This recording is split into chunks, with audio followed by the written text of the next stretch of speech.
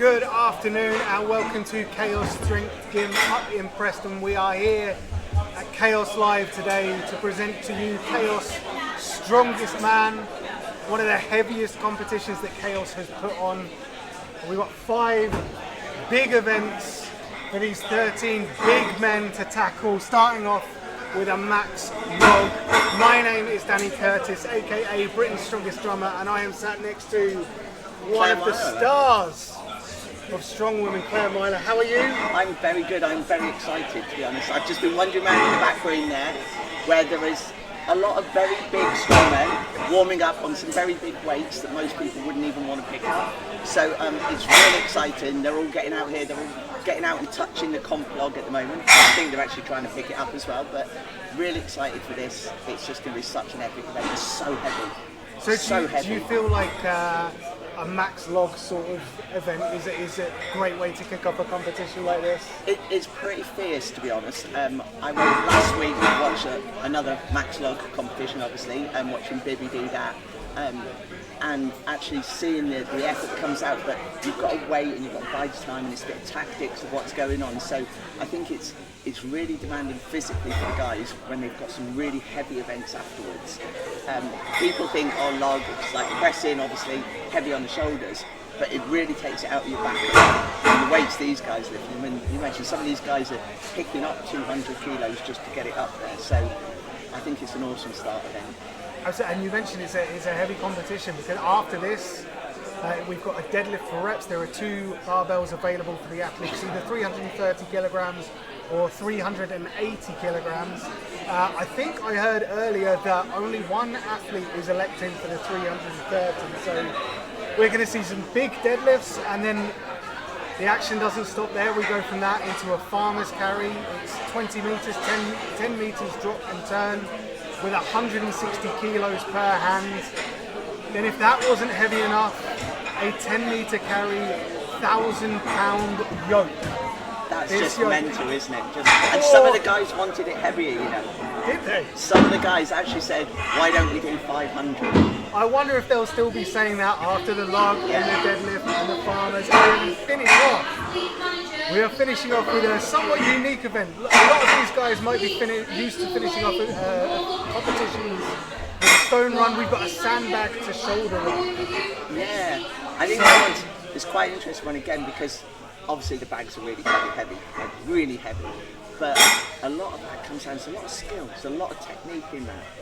And some of the guys, I've seen small guys lift some really big bags just because they've got the physical ability to get them up. Some of the bigger guys struggle a little bit because they've maybe got a bit more girth around them, trying to get them up. But and it really, an event such as this really taxes your conditioning as well. Yeah, absolutely. I mean, that farmers is going to kill their grip, and that's it. And surprisingly, what people don't realise is still doing a sandbag. You still need a good amount of grip on that. And if your hands are absolutely battered after doing those farmers, they're going to find it tough, really tough. Absolutely. So let's go back to our first event. It is a max log press with the log starting at 150 kilos. We have set weight jumps. We're going from 150 to 165, 180, 190, 200 is currently the top weight that has been set, but I have heard that if there are athletes that want to go beyond that, they will have the option to do so. I mean, talking about some of the athletes we have Irish log press record holder Sean Gillen, who won the World Log Lift Championships, judged by Big Z Zadrunas Saviscus, with a 200.4 kilogram log press. And there's another couple of 200 plus or 200 log presses in this lineup as well. So would you say we can expect to see some big numbers pressed here? So it's a bit of a strange one, because most of the time when you see a max log competition, you're going to be seeing it on a wooden log. They feel so completely different to the type of log we've got here today. So I think a lot of it will depend on which of the guys have been in trying to press this type of log. So if you go from a very big, long, Slater-style, monster-style wooden log to then switching over to these 13-inch, like the standard diameter metal logs, the weight distribution is quite different. So if they haven't really pushed the weight up on something like this, I think some people might either disappoint themselves, and some other people might jump up that you maybe not expected. The log press is one of those events as well where you can't allow yourself to get too overwhelmed by the sense of occasion. You need to keep your nerves steady and not rush, especially with these sorts of weights. So what would your mindset be as you approach the log for your opening lift? So I think it depends a little bit on location. Location here, we're in a good indoor venue. We've got good visibility around. The lights aren't startlingly bright, which sometimes if you're in a big open arena and the lights are really high, that's hard. So I think the bit of staying calm. So a lot of the guys and a lot of people in training take a lot of pre-workout, and it gives you a good hype and a good buzz. That's not necessarily what you want for a log. You're going in for a log press, you need a certain level of calm because there's a lot of things in the sequence events to go wrong. Like a lot of people, going in for a yoke or a deadlift, you might want that good, that slap on the back. But I think for me, I'd be going in as calm as I could, and then in between, trying not to focus on what other people are doing. Especially this, when it's a max event, you've got to do what you've got to do. Absolutely, and these sorts of weights, they're not the sorts of weights you'll be able to have multiple attempts on, so you want to absolutely nail it first time. I believe the athletes are going to be given 60 seconds to make their attempts.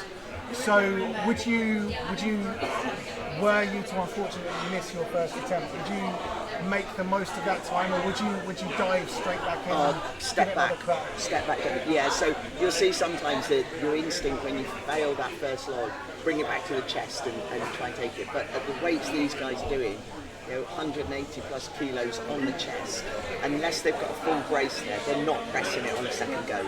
They need to get that log down, get it in position, step back and take a breather. And it really is that. Use as much time. You sort of get a bit of a panic moment and you rush forward and go for it, but I'd be waiting until literally there's going to be 20 seconds and then stepping back into that log and making sure I was calm and ready to go. And we'd hope with the opening weight 150 kilograms, we shouldn't see any of the guys that are competing zero this sort of weight. We'd hope, but let's say that did happen. Obviously, you'd go out to the back and you can't allow yourself to dwell on any mishaps that happen on this event going into the following event. You just need to sort of switch off or switch focus to the next event and just crack on, because we have seen in competitions past athletes that have zeroed the first event have still ended up on the podium, so it's not that all is lost if something goes wrong in the first event. Is that fair to say? I think it's a difficult one because your mind's in there and you're so focused, you want to do well on that first event. And if you don't, you feel a bit deflated. But you really do actually have to just shut it off. An example last week, Evan Singleton, Evan went out and he had a nightmare with his log and it just wasn't going well. And it deflated him quite a lot through the company. You could see that he was fighting through, but his head was a bit messed up. And these guys have got to try and keep calm. It's like grandma used to say, no use crying over spilled milk. Yeah. Once you've done, put it behind you, you can't change it, you can address it afterwards to get onto that next event. Absolutely, no use crying over missed logs. But we are just about ready to get underway. We've got about 5 minutes to go. Our first athlete out is going to be Ryan Bennett, attempting the 150 kilos. So I'm excited to see Ryan actually come out here. So Ryan obviously he's competed at some pretty big competitions. I know that this year he's going out to OSG. I'll get out to OSG and try and win. So I was talking to him before, he's very excited about it.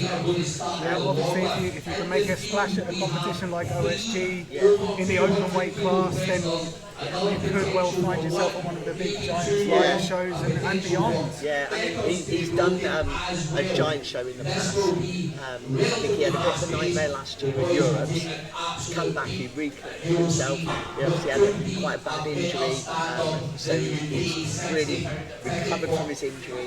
He was strapped up for a long time with a bicep injury. He's recovered, he's rehabbed, he's come back stronger than ever. So I know he's kind of going out there and he wants to absolutely give everything today. So do you think it's probably going to be about the 180 mark? We might see quite a few athletes potentially drop off. I think we may see one or two just through maybe nerves go at 165. That's quite common sometimes. Not necessarily that they can't lift that way, but just the nerves might get the better of them. I think 180 is probably where we're going to lose, like maybe half the pack after 180, and then it's really going to come down to, for me, 2 or 3 guys going to 190, 200.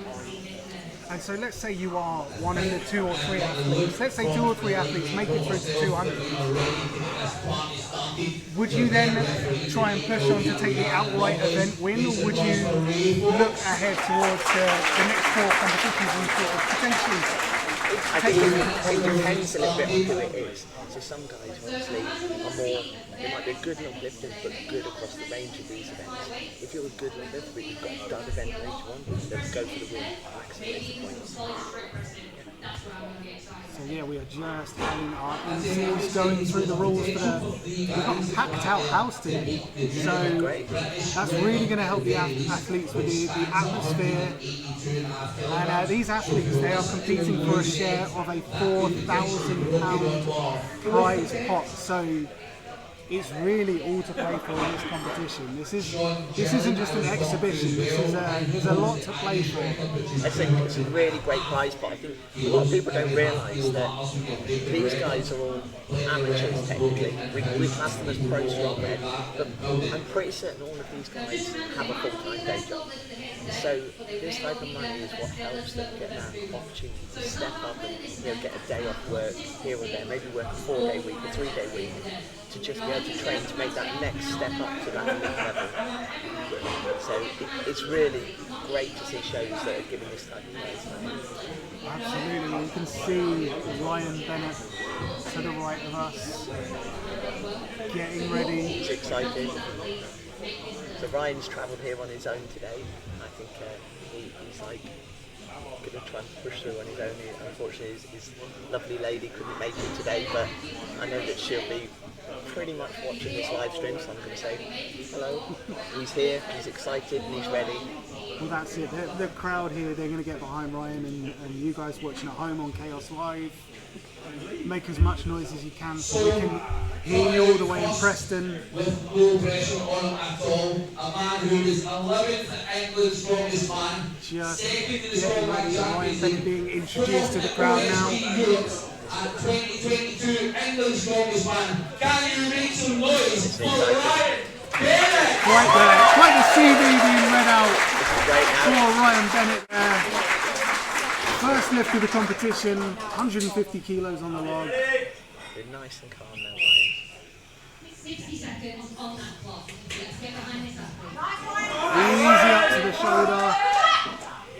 Lovely listen. Long. That's a good start. Really good. I think that pressure now, that'll be good. Because the bit is people look and go, oh, it's the opening lift, it should be easy. It's still 150 kilos. Exactly. It's like, that's mental, isn't it, when you think about that? 100%. Athletes are able to skip lifts if they wish. So we've got to cheer Jamie on. The only Welsh person in it, obviously. So Jamie Butler representing proudly Wales.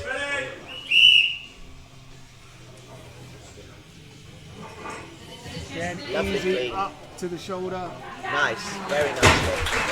So Jamie's one of those guys that probably not a lot of people have seen how we like the bigger competitions and stuff, because he's obviously well known in Wales, obviously, for his like outstanding achievements and stuff, but it's great to see him coming to this level of competition. It's really good to get him up there with that visibility.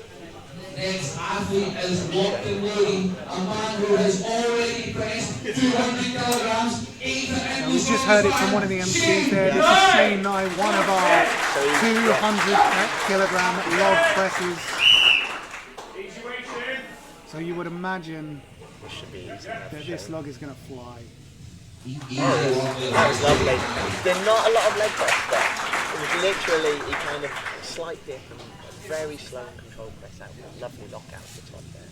just absolutely no way through the door. athlete walked and rolled. Okay, so here's Joe. So So Joe is a natty. Yes, So Joe Brown is he's natural. a natural athlete, so not assisted at all. Joe Brown won the first Natural Strongman World Championships last year, 2023. Easy to the right there. Nice Joe, lovely work Joe. So Joe's other half, Rosie, is here as well. So Rosie, one of the top British under 73 competitors, competed at Europe the other week. And I know that they train together in a gym not far from us. Can you reach the boys representing Poland? He was an amateur winner for ACL and 8 amateur worlds. Now is the first Stepping up to 150 kilos. Good lifts across the board so far. No difference from David. Lovely lift there from David. Are you a fan of a grip shirt on a log press? Personally, no. I know a lot of people, if you're a confident cleaner and you get it straight in position, great. If you're one of those that likes to fidget it in the back, if it's gripping, it's not ideal. So we've got one of our junior athletes. This is unbelievable doing to see these junior guys do this thing. Oh my word, I thought he was going to fight the press there. Well, I did spy through a little bit of social media stalking that Zach Hill can strict press a 180 kilogram log. He literally looked like he was going to just go straight up with that. You could see a little bit when he did actually push it, a little bit shaky. I think that's not any lack of strength or ability, that's just a bit of nerves coming in on that first lift. And just that, I've seen quite a few guys come out on their first lifts, press and just be a bit more panic, go down before they get that down back. I think sometimes, it seems like the first lift can sometimes catch athletes off guard. Yeah. It moves that quick. They might look as though they struggle to stabilise it, but I think it's just getting a feel for the logs, so getting this first lift out the way. Alex Ferry, Very calm. Lovely. 150 kilos. Nice technique. So that's very much you can see he keeps his head back there till it's knocked out. That's a lovely way. It's bringing your head through at the end. A lot of the time when you get to those heavier weights, bring your head through a bit too fast. Log goes forward and you lose it. So that was nice. Our next straight out was to speak a little bit. Okay, so Ben. He So was Ben, fifth we get the in and second came second at Europe. Did a really good job of holding back a bit. Yeah, the rumblings in the crowd before the competition started fancied Ben Glasscock to at least make the podium today. Yeah, I would say he's very consistent. Easy there. Nice then. Good lift. Would you feel any added pressure going into a competition as one of the favourites to make the podium? I think it depends a little bit. So it's always nice to be a rank outsider, if you like, because then everyone's like, oh, who's this? And you've got no pressure almost, because wherever you come, it's like, oh, that's great. When you go in and you're good at something people expect you to achieve, but if you can use that as fire to go, I am the best, you can use that fire to drive you on. You have to just switch off, because there's so much like trolls and negative people on the internet. And we've got Max Searby coming up now. Another youngster, just unbelievable. 420 kilogram deadlift. Yeah, I was there for that. I think I cried at the time. Nice. Yeah. That's good. So Max, definitely a better deadlifter than log presser, but everything's coming on. You forget with these guys, it's so long. They look like big guys. And I think I'm probably old enough to be his grandma. So that's it. Junior athletes are elite athletes under the age of 23. Another youngster here with Joe. And he is just like a phenomenal wrestler. I followed Joe Oliver for a number of years. He was at a novice competition that I was at back in 2021, and I sort of marvelled at how serious he was taking the competition, and he's just gone from strength to strength. Very strong presser. Lovely. It's like, that was really calm. That was nice. He didn't rush, didn't panic, went straight back, took his time. And yeah, I've seen like Joe do stuff. If you watch, I think he did some press and everyone's going, oh, it's fake weights. It's like, no, he's just phenomenal at it. This guy's a big log lifter. I mean, he's a big guy. He is. He did the deadlift championships in front of Big C. Oh, easy. So I would put him up there in like probably my top 3 of getting the biggest log today. Yeah, there was talk about jumps beyond 200 kilograms earlier, and yeah, Sean is one of those that could possibly push to extend his own Irish record. We just had 200.4 kilograms. Another amazing record. Jack. I was down training with Jack 2 weeks ago, and just so casual with his arm. Just looks like effortless again when he goes up.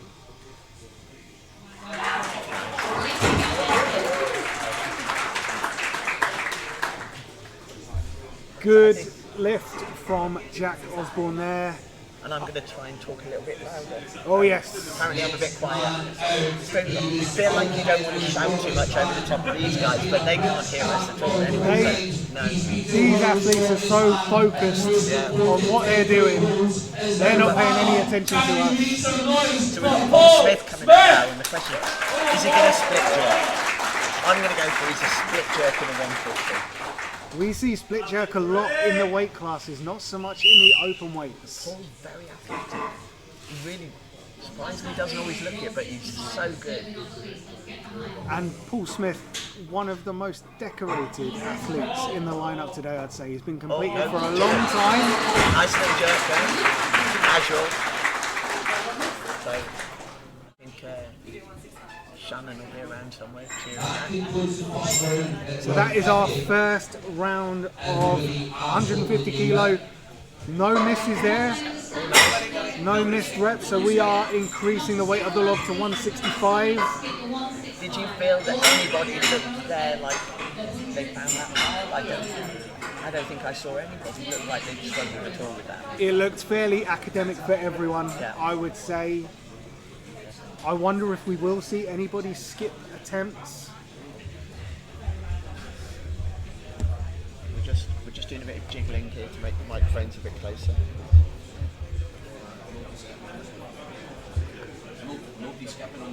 Alright, everyone's going We for have just heard 165. that everybody's going for the 165, which kind of makes me think that everyone's going to be locked in for every attempt. Yeah, I can't say, because this would be the one I would skip.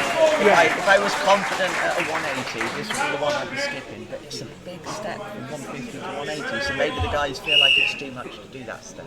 So we've got Ryan Bennett back out. Easy work. Really lovely left that, yeah. Solid rep there. He got that into really nice clean straight off there. I did ask him just before he was going out, I said, oh, did you put any chalk on your chest hole? And he said, no, because I need to adjust. I want to make sure that that lock's not gripping here. And these guys are locking their lats in, so it's not going to be popping down. Jamie Butler from Wales back out. Interesting, Jamie's only got a soft belt on. So a lot of the guys will be using their buckle belts or lever belts. It's almost a ledge to flick it off. But I think Jamie is like, just going for the soft belt. Nice. So would you go for a buckle belt or a lever belt? I prefer a buckle belt. Lever, I find where the actual lever is, sometimes the log can catch and slip a bit. But a buckle belt, sometimes you can get just enough of the lip that if you pull that log in, you can hip flick that up for the clean just using the belt. Shane Nye stepping out with purpose. Yeah. Looking very determined.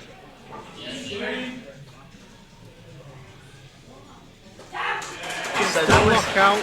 It turned out really slow, but I don't think it was a struggle.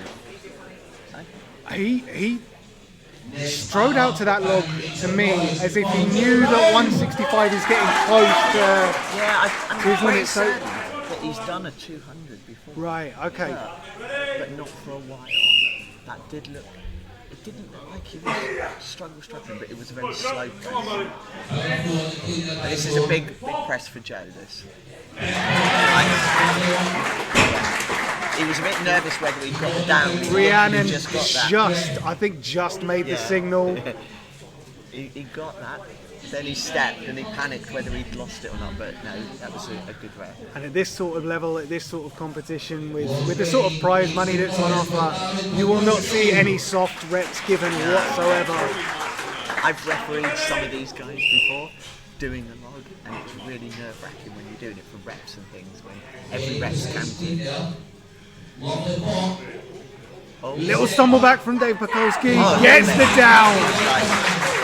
Now when you've got 165 kilograms locked out overhead and it is taking you for a walk backwards, that takes some effort to stabilise it. Yeah, you don't want to be strolling around with that. Although, interestingly, Nick Cooper last week doing the log, obviously he went up and did the big log, pushed that up, and he staggered around.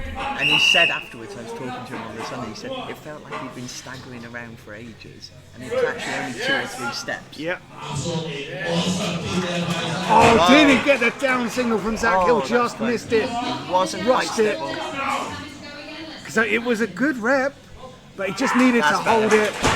So, is that going to affect Zach Hill going into the 180? Because he has had to do 2 reps effectively with that 165. You know what, I think that might make him like more focused. He didn't look annoyed when he came off. You'd have that temptation to be frustrated and think, oh, I got that. But he looked, no, he totally got where he was coming from. Going back to that max log last week, Luke Richardson had a similar thing happen. Yeah. Each of his attempts, he basically had to do 2 reps. Yeah. I think that was, again, for Luke, what we were talking about, expectation and coming back after like a break, after being injured. That's a lovely technique. That is so controlled. He really holds it on his chest for quite a long time though.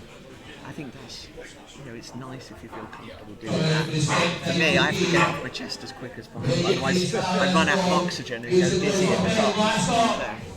Yeah, that is a real risk factor for these guys. Like just the breath that you need to. So Ben has gone for a lead belt, I think.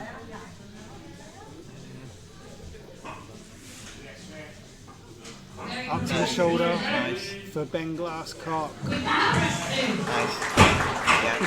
So again, it's a couple of them have got that, just got the down, they're just good, and you just think. I feel like Ben felt himself getting pulled forward. Yeah.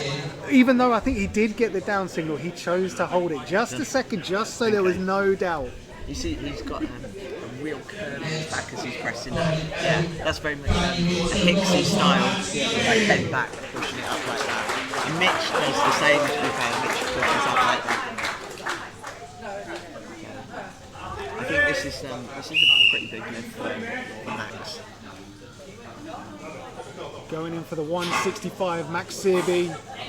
Up to the shoulder. Nice. Can he lock it out? He's nearly there! No. Oh! So close, yeah. He's got 60 seconds, but I think he's calling it there. Yeah. I think that's right at the top end of the thing. Maybe done more.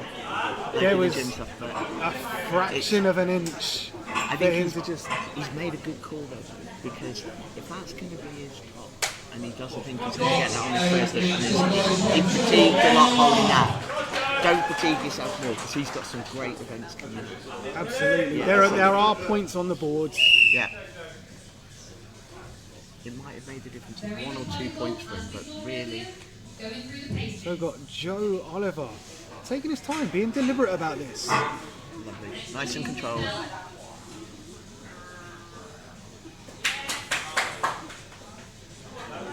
Being forced to stabilise that. Gets it down. That was amazing. That was so good. Oh! Yeah. Joe Oliver. Great work from Joe there. Walking away Really smiling, impressive. but yeah, had to work for that. And that really was a wander around. And the bit is he didn't move far, but he wasn't under control. So Ree was really making him. And that's it, when you're dealing with these sorts of weights, time slows down. Yeah. You ever feel like oh, easy. Gets the sound. I've got a soft lock on my right arm because of a bad elbow in the shoulder. So the refs always say to me, you've got to hold it a bit longer. And at Europe, we had a dumbbell and they made me hold it for and it felt like I was there for minutes, literally minutes. And when I've watched it back, it's no more than 2 seconds, literally. Okay. Jack Osborne. Straight up for Jack. Easy. Oh, that flew! That was fast. That was really fast. That wouldn't have felt like an eternity under that. That absolutely flew. Yeah.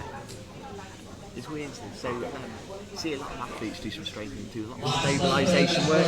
So I do a lot of work just with like heavy weights just above your head, just standing and just to get used to that feeling once you've got that. Well, that's it, because you could be at a competition where you are asked to hold a log overhead for what seems like an 2-3 eternity. seconds. Yeah. So Paul Smith going for that power jerk. Presumably he's going to do it again. Yeah. Yes, lovely. That's so fast, isn't it? It's strange because you don't see too many of like the open level athletes doing it. Obviously, some of the guys do like the different jerk techniques and stuff. Pavlo's the key one of that. He split jerks, push jerks, kind of half and half sometimes. And obviously I think he's up at like a 200 log, split jerking, push jerking. I feel like you're seeing split jerk, certainly on the axle, creep into the open weights a little bit more, but it's a lot slower creeping in with the log. But as you say, Pablo Cordiaca, we've got Paul Smith not doing a split, doing more of a power jerk. You talk about the so last year the log lift championships were at the finals in Glasgow for the Giants competition, and Pavlo I think went for the 210, which would have been the Ukrainian record, and we got it out and he was just wandering around and in the end like launched the log and very nearly took Magnus out I think on that one. But you've got to be absolutely lock solid on that if you're well, that's it. Those sorts of jerk techniques, they tend to be either you get it or you don't. Yeah. There's very little margin for error with that sort of technique, and if the log ends up a little bit out in front or behind, you can't really correct because you are being so explosive. So the only bit, it's interesting. So I train with Donna Moore, and Donna split jerks, and one of the things she finds sometimes with both the dumbbell and the log is it does give her a bit of extra stability, so she lands in the split position and she gets able, she can move the balance from leg to leg. Whereas very much if you're a press person, that's where you are and you're unstable. But if you get it wrong, it's like you're a goner very fast. So this has been a very quick turnaround from 165 straight into 180 now. 180 kilograms. So this is where we sort of said before this event started, we might see some athletes struggle. Ryan Bennett spending a long time in that rack, but no problem. Yes, that was good work. Sassy belt flick as he walks off there. He was very happy with that. He was very happy. I think Stacey's probably at home leaping around.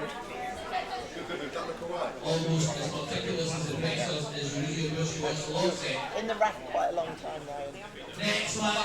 Ryan Bennett just checking with us whether or not that looked all right, and I'd say, it was pretty good, pretty good. I think that was a nice lift. Jamie Butler from Wales, approaching the log now, 180 kilograms. For context for the people at home, that is 2 of me. A lot. Easy up to that front rack position for Jamie Butler. Nice. Strong press. This is the sort of weight where we're going to start to hear the crowd get louder and louder and louder.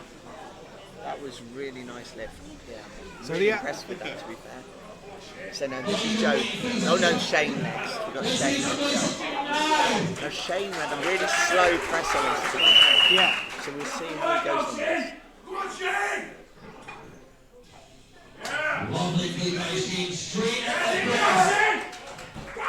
So Just about gets the down signal that there. is like, that was strength. That So- was brute strength push. Yeah, Shane, as soon as he got it up to that rack position, he was already in the dip, ready to press. Yeah, he went fast off the chest. Didn't He wanted to get rid of that log off his chest. he? We're trying to see Joe here now. This is heavy for Joe now.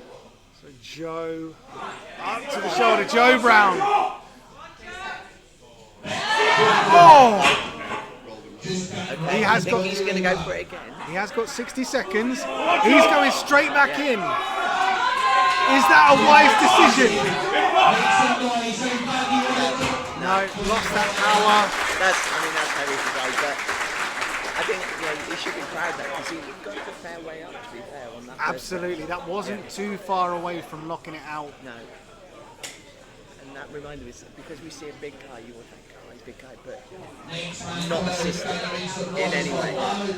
He's got a really cool job as well, works for Bentley Motors. Oh wow. So David Perkolski back out, 180 kilos, up to the shoulder. Just misses out. I don't think he's going to go for that again. No, that's, I think when we saw on his 165, he had a real heavy press out there. So I think, as we said, we'll start to lose a few more out here at 180 now. So Yeah, so that's unfortunately 2 lifters in a row now. So Alex had to do a double lift last time. We'll see now whether that's actually had any impact on him. Although we've got a lot of people in front of us, so we can't see it as well. Zach Hill, straight up to the shoulder, presses it out, gets the down signal.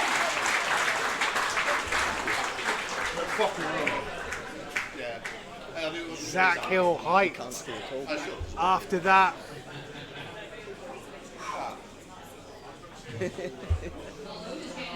No, you're alright. So we've got the people internally here, so you see us waiting, we're trying to see round the people that are getting very excited as they're coming out. So Understandably excited. We are getting up to some Yeah. serious weights now. it's coming out now. Looks very confident. Oh, he's very calm. Very So calm. very focused from Alex Ferry, up to the shoulder. Oh, lovely. He is happy with that. I really love his technique, you know. He's very calm. He does a lovely lap, put it on the lap. He does a beautiful clean. He takes a good strong brace in that clean. Head back, pushes it through. I think that might be an equal PB for Alex Ferry there. Junior athlete. Onto Ben Glasscock now. Up to the shoulder. Oh, nearly folded backwards trying to get that one pressed. But that is a technique you do see sometimes. A lot of people go, oh my god, that must be awful. But actually, you think you're stronger in a flat position than you are in an upright. And if you practice it, Yeah. quite So safe. Emily's just passing him some smelling salts there. 30 seconds on the clock. He's doing like Ben Glasscock. I would have said that getting the log up to that rack position is looking more difficult than the press. Can he knock it out? Oh, it took him for a walk. That was so close. I would say that second attempt was, even though it took him for a walk backwards, that was better than the first. That was weird. I think there's that nervousness. Obviously, last week at the Giants log that we saw like a quite horrible injury. Yes. Where he literally fell backwards. It bounced off the pads, but it did actually, in a way, it was the pressure through his knees. And he had quite a nasty injury. And I know some of the guys said that made them nervous. Hopefully these guys aren't watching and going. Joe the Animal Oliver back out for 180 kilos. So unlike an animal. He looks like a comfortable best mate. On paper, this should be a comfortable lift. Oh, lovely. Easy up to the shoulder. And I would say in practice that was a comfortable lift. Very casual belt flick as well. Yeah, we're impressed with that. Again, very similar to what we were just saying then about Alex. It's a very calm lift.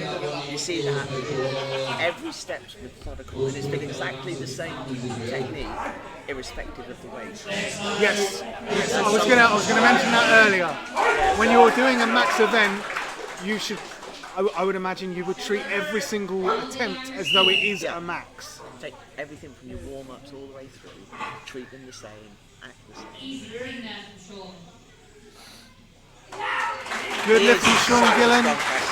No elbow sleeves for Sean. To be fair, he looked like he could have just picked that up and put it above his head. Sometimes you see a lot of like the technique and the ability to push through the legs, the lean back. But Sean's an old school style, isn't he? He just picks it up and presses it. Okay. So again, we are back to our penultimate lifter on 180 kilos. Nice Jack weight for Osborne. Oh yes. Oh, So fast. He's definitely winning on the speed stakes. I think we could probably pick out our 2 or 3 athletes that are probably going to make this 200 kilogram lift. It's And weird I though, would say Jack Osborne is one of them. Yeah, so I had it up there as definitely being Jack, probably Joe, and obviously Sean. So, but there's been a few other surprises so far. So we've got Paul Smith, our final athlete on the 180 kilogram log. He's thinking it through, he's very calm.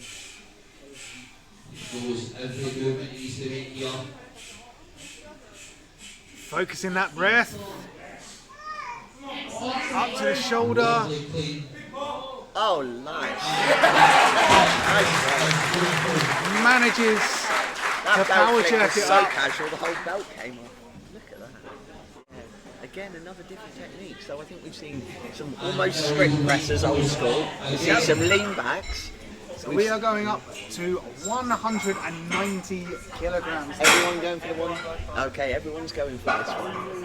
So I How many have we got believe left in now? we have got, You're up to about like shoulder height on him. I believe 9 athletes. Wow. So we only lost, I did hear what you said. we lost 3 athletes there? And if I'm remembering correctly, last week for the max log, the log started at 170 and moved up to 185. Yes, it did. It went 185 and then 200. 200, 210, 220. And there were quite a few athletes that struggled with the 185. Well, yeah, absolutely. I think there was some comments, some people said, oh, it's unbalanced. And you always have that thing in your head with a wood log, I think that it's unbalanced. But I'm pretty certain with those sort of the monster and the stator logs, they're very balanced because they're cured wood and everything. But I think in the big arenas with the lighting and the stage and the heat, I think it can be quite nerve-wracking. So I'm hoping it's a nice temperature here. The lights aren't too bright. And yet these athletes are facing an ever quicker turnaround as the log gets heavier. Yeah. So do you think that's going to play a part in this 190 kilogram press? I think they're probably, because they're probably still getting 5 minutes or so, 10 minutes maybe, so probably enough time. You don't want to get too... Oh, nice.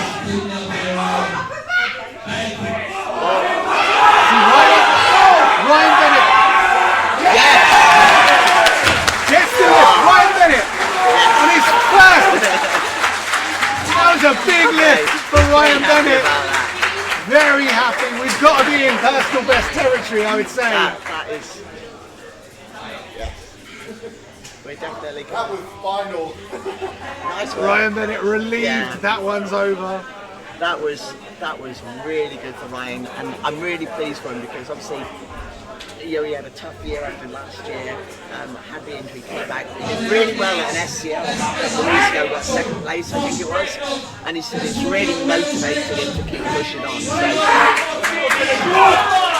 Alright, so the crowd is starting to make some noise for Jamie Butler big from one for Wales. Jamie now. 190 kilos. So easy, up to the shoulder. Can he press it?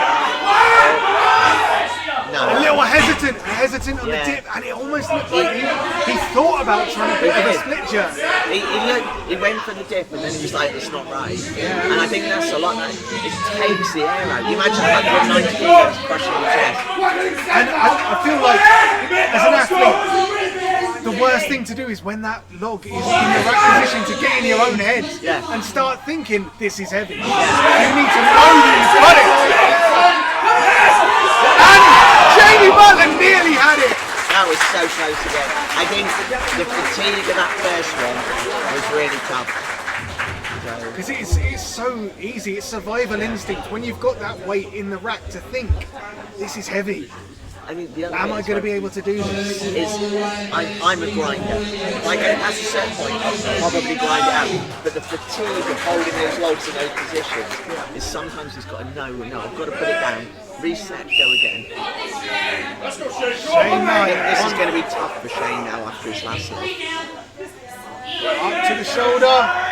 Keen to get rid of it. Can he knock it out? Gets the head through, gets the down signal. That was epic. Really impressed with that. Yeah. Shane Knight, he is capable of 200 kilos. It's weird, isn't it? Because when you're looking at him there, you're going, oh, yeah, nice clean, but as he presses it, it's so slow off his chest. You think he's not going to drive. His triceps are unreal. We'll see. We'll see where that 200 kilo log in him, but for now, we go to Zach Hill. He does not like this log.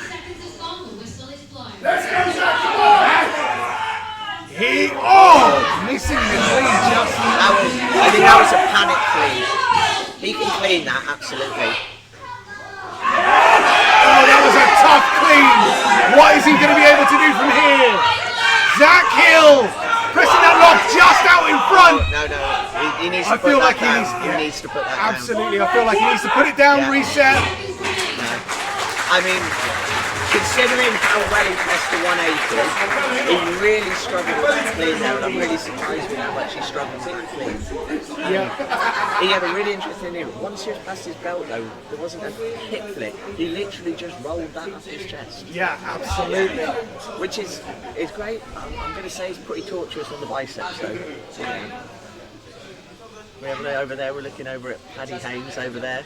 He's weighing himself up. He's going to be coming on the commentary soon, so you can listen to Absolutely. Paddy, which will be excellent.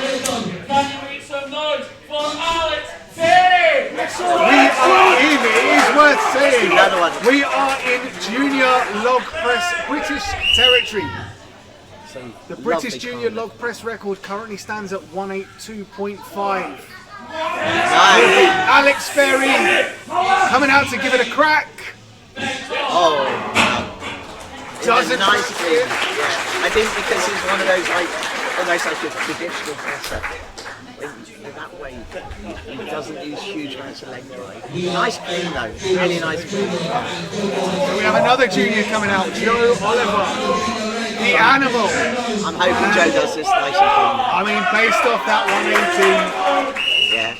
Again, I said it with the last one. On paper, the 180 should look comfortable. Should be a similar story for this 190. Just taking his time. No wasted energy. Yes, the down signal. So there we have it. A new junior British log record. 190 kilos.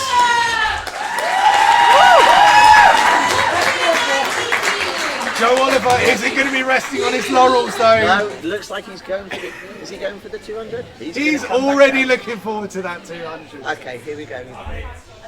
Shoulders and triceps all the way for Sean now. So we are with Sean Is he Gillen. going to strict press it? The 190, that's the question.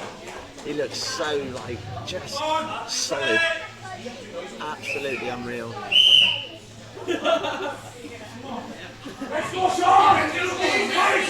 Gets it up to the shoulder. Oh, look at that. From Sean Gillen. He did not look like he had any debate on that. He walked out there knowing he could lift that. Some of the others are kind of going, I hope I lift this. He walked out there absolutely knowing, without a doubt, he was pressing that. Well, when you've been in a competition where you have pressed an Irish record in front of one of the best log presses of all time, you're going to have a bit of a swagger about you. I'm talking about swagger. Jack Osborne up to the 190 kilos. Nice. Oh yes. And again, So fast. Isn't it? Just gives fast. a confident nod as he walks away from Just the log. casual. Yeah. No shouting, no anything there, just casual. So we have got 5 athletes that made that 190 kilo log so far. Paul Smith to come out. We could potentially have 6 athletes attempting 200 I'm kilos. not certain if this is close to Paul's top. I'm not certain what his top log is, but Yep, because of that technique, because of that jerk technique, Paul Smith needs clearance because he presses his feet outwards. Last thing you want to do is... we're looking to our left here and we can see Shannon and we can see Paul's little Bama looking on with excitement. That's it. Paul's daughter is one of the loudest voices in the crowd right now. She's woken up excited for specifically for Dad.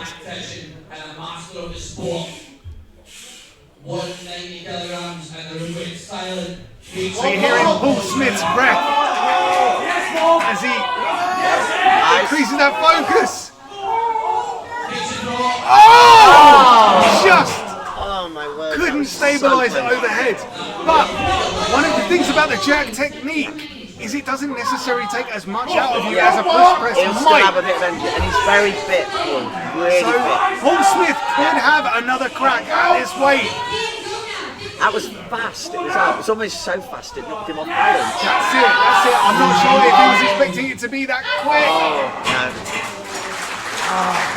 Frustrating there for Paul, really frustrating because that was so good. Just misses. So we are increasing the weight to 200 kilos. And how many have we got left in? Is that We 4 have or got 5? 5, I believe. We have So got we've got- Ryan Bennett, Shane Nye, Joe Oliver, Sean Gillen, and Jack Osborne. So I'm pretty good. So I've got my top 3 still in there. I think Ryan is going to be ecstatic if he gets this. He's not okay. So We yeah, have just heard that Ryan that's a sensible idea. Ryan is skipping the 200 kilos. So we've got 4 that are attempting 200 kilograms, and then if They could any go higher. hit the 200, there is the option to go higher. I think Luke and Rhiannon were talking about jumps of 2.5 kilos. So I did hear, I was trying to listen into the side there a little bit, that Jack was talking about what the next steps may be. So he's clearly looking above the 200. I don't know whether he's going to stick with the 200 or whether he's going to skip that and go for something bigger. I have heard that there is a bit of a friendly, maybe not so friendly rivalry between Joe Oliver and Jack Osborne, and they are out to one-up each other. Yeah, I think good rivalry between On them. each event. That's what we like to see. That's what we like to see in strongman. These rivalries that just push each other on. It's good. So you guys at home, are you Team Joe Oliver or Team Jack Osborne? So we've got, I think they're doing a bit of a weigh-in now just of that log because obviously Joe got that as a junior record. Yes. And to have it claimed as a record, they've got to actually weigh it. And the clips, I believe, are probably going to make this more like 200.5. Oh no, I think so. The 190, I think, was a British record, wasn't it, for Joe? Yes, yes. So they're weighing it at 190. British junior records. Yeah. So And they're we doing had that. Joe, They're trying to get it on the scales here. I believe Joe Oliver was the only junior to hit it. Yeah. So we've got Paddy up there having a chat. Obviously, Paddy competed last weekend. Unbelievable on the deadlift. Maybe, That was an unreal performance. Yeah, I think His torturous moment was absolutely the sandbag CEO. Paddy's a great thrower, and it just all went a bit pear-shaped for him, and the frustration kicked in. I think that was difficult for Paddy last week, but he did absolutely amazing on the deadlift. Paddy Haynes will be joining the commentary team for a couple of events today, so perhaps we'll get the chance to talk to him about that bag run and how he felt afterwards. But I think it's fair to say he definitely made a statement and made a name for himself at that show, which is great to see, because he's a great strongman in his own right, but also does so much for the sport as a coach, as a host of competitions. He's just brilliant, and he's such a genuinely lovely, humble guy. And I mean, even to the extent last week, he was out there competing against the best in the world. Literally and he went the out best there in the knowing world. that the log was going to be very difficult. He made a comment saying, I'm keep pushing until I'm up here as a threat. And we're going, no, Paddy, you're already there. You're already a threat. Absolutely. The only person that beat him on the deadlift was Mitch Hooper. Yeah. So If I'm he's remembering correctly, I think Paddy was a good couple of reps. He was he was a good couple above everyone else, Yeah. and he made Mitch go for the extra rep, and the thing is, Paddy's not the biggest guy. He's very, they had like, I think him and Pablo could do the most athletic. Here we are with Ryan Bennett. No, Shane's coming now. Come on, Shane. I beg your pardon, yes, Shane Knight. Sorry, Ryan Bennett foregoing this 200 kilos, but Shane Knight up to the shoulder. No. He did it again. He was, as soon as it got to his shoulder, his knees were already bent, ready for that push press. And I don't know. I wonder if he gave himself just a second to compose himself. I think with that weight, so Shane's not actually massive. He's not a huge guy. And also, in your head once you've got it out there, and I think he's probably very fatigued from what he's done already because he's such a strict presser. So we've got Joe the Animal Oliver out to extend his junior British log records. Very exciting to see this. Once we hear exactly how much this log weighs, we will let you know, but it's likely ever so slightly more than 200 kilos. Can he get it? Can he stabilise? He gets the down signal. He's not happy with that rep. He's not happy. He's not happy. He had with a bit that of a rep. wobble, but I think he felt he was lucky to get that rep. yeah, I think he just got stabilised. Ring gave him the down, and then he wobbled again. I think he felt that it wasn't his best rep. So I think that's going to possibly light a fire under him. He's going to come out to make a statement, because He's definitely got more in him. Yeah, you don't want to set any kind of record on a question mark. Okay, Sean's coming up now. So the bit with Sean is it will be fatiguing with him the way he's pressing. It's a very, very strong but very tiring way to press.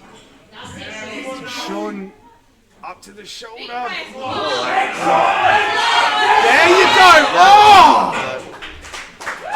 So I think the bit on this is the difference in techniques that we were talking about before is maybe some of the more so next up we've got Jack, and Jack's a very fast presser. So he uses a lot of that drive. So he's using his biceps right at the top, but that will give him that he won't fatigue quite as much as those guys who are really sort of pushing it out at the top. So Jack Osborne is our final lifter. If he misses this, that will give Joe the Animal Oliver the event win. It will. The question is, would Joe want to go out and try more because he didn't feel happy with that lift? I feel like Joe would want to come out more and try more. I think Jack's going to get this. Regardless, but Easy work for Jack. Ashes on Jack now to push Joe Oliver. We talked about that friendly rivalry. Look at that! There is more there for Jack That was nice. Osborne. 205. We have just heard that Joe doesn't want to go again. He's not going again. Okay. Jack Osborne has the option to go heavier for the event win, and I think he is going 205. Jack Osborne is going for 205. 205. Okay. Jack's going for 205. So Jack Osborne is going for an event win. The 205. I would say that it's there. Yeah, absolutely. I think he's so fast. The clean was a little bit more fatiguing than the previous ones, but the speed off the chest is just amazing. If he can do that again. And the way, I don't know about you, but when I'm lifting and I'm going up on a small incline, I'm going, just a couple of biscuits. Yeah, I think Just think about each end. 2.5, nothing. Sometimes if I'm training at home or in a gym and I am doing those sorts of jumps, I will hold the plate in my hand. And you go, it's nothing. Yeah, and And you go, just kind 2.5. of remind myself that It's like it's nothing. My mum can lift 2.5 kilos. absolutely. Yeah. Admittedly, it is on top of 200, so that's probably the heavier part. But he knows he's done the 200, so what he's got to think about is just adding a couple of biscuits to it. So understandably, Jack Osborne is going to be given a couple of minutes just to rest. Because this is no joke. So we saw the likes of Andre Foytu last week. He pressed 210 kilograms, but other than him, it was just Andre Foytu and Mitch Hooper, yeah. that got the 210. So Yeah. this is a huge weight Yeah. in the world of strongman. Yeah. You know, this isn't a huge weight for Britain. This is a huge weight. In the world, yeah, absolutely. I mean, there are a couple of guys, who say, oh, this guy can press it, that guy can press it. There's a couple of American guys who sort of, potentially have a big press as well, because there's only so many they can invite to these championships. But to be able to do it in a comp setting, that's a bit. You see so many people, for example, those throwing backs last week as an example. The weights of those, I know lots of guys who can go in the gym and throw those weights, but not over a 4.6 metre bar, and not after you've done 3 heavy events before. So people forget the extras. Sometimes you can get more in a comp because you're height and you're but when it's event 2, event 3, and event 4, people forget, and especially with this type of like Kaos comps and the Giants comps, they go through them really fast. Yeah, well, that's it as well. I mean, something like the throwing bags, you cannot make a mistake because points come down to fractions of a second. Yeah. And that is what we are going to find ourselves in once we get past the deadlift for reps. We are then into events like the farmers, events like the yoke, where it comes down to fractions of a second. Absolutely. So you are fatigued from the log, you are fatigued from the deadlift for reps. Then you are being asked to carry 160 kilograms in each hand for 20 meters, 10 meters drop and turn. You can't afford to make a mistake, but you are 3 events deep, you are tired. If people forget it, you go, this isn't like you go, 160, you just roll it off as like it's 160. That's 320 kilos, no straps, purely in the hands, after you've done deadlifts, and you've got to run with it for 10 metres and then do it again for another 10. And when you put it in that and you try and explain that to people, that's just mental. So, just a single lifter. To come out for this 205. It's probably been only a couple of minutes. So this is for an event win. So, fellow Cerberus athlete, and he is literally, I think, head to foot in Cerberus. So he has got a grip shirt, but he's got such a nice clean. He probably goes straight into position. The win here today, Kaos Strongest Man. And it's up to the shoulder. Yes! Oh, that is excellent. I'm really What pleased a with lift that. from Jack Osborne. And that's, I mean, He has more there. If he wasn't carrying on this comp, he'd have done 210. it's going to be a good feeling as an athlete to be walking away from that knowing that the crowd watching here and the crowd watching at home know that there's more. How Absolutely. much more? We won't find out because he doesn't need to do it. That's an event win. An event win and For Jack Osborne. And I'm not certain what the British record is. So that I think that is that. The British record, I believe, is Luke Stolman. I believe it Is that is 210? it's quite up there. I think it's. We will double check and we And will. he did 210 last year. we will let you know. But Yeah, wow. but Jack is definitely close to that. I think, especially if he got on a really nice wooden log. Yeah. So that is our first event down. We are less than an hour into the competition. We are going to give these guys a little bit of time to warm up. We've got a bit of a running order there from that first event. Apart from it's upside down, so we can't see. So, But if you guys watching at home, you want to keep up with the scores as they happen, you can go to Strength Results, search for Kaos Strongest Man, and all the results will be posted there as soon as we know them. So yeah, an event win for Jack Osborne, that puts him in a very strong position going into the deadlift for reps. Deadlift for reps, as we mentioned, it's 2 barbells. It's 330 kilograms and 380 kilograms. Yeah. Now, as something of a deadlift legend yourself, we like how to- many reps do you think we might see? I think the majority of the athletes are going for the 380. So we've got some really big deadlifters here, some really big guys. Interesting though, you can't always compare the big guys who deadlift a big max with someone who's good at reps. So I have a big max. Reps, I'm dying. I'm very much a very fast ball, strong and heavy. So it'll be interesting to see because, for example, I know obviously when we look at this, you've got someone like Max who struggled a little bit there on the log. He's got that 412, I think it is. 421. 421, right? 421. Kilogram deadlift. But translating that into something that is, what, 90% of his max, roughly, just under, maybe a little bit less, and doing it for reps, that becomes quite difficult. So there's different techniques come in, whether you are a pick it up and drop it, or you're a controlled, keep it under tension. So I think, you know, on that sort of weight, we're probably going to see 4 or 5 as the top, absolute top. 4 or 5 reps on 380 kilograms, we are thinking is possibly going to be the top. We are going to go to a quick commercial break. We are going to be back with you for the deadlift 4 reps while we let the athletes warm up and just get the arena floor, the competition floor ready. Don't go anywhere, we will be back with you very soon.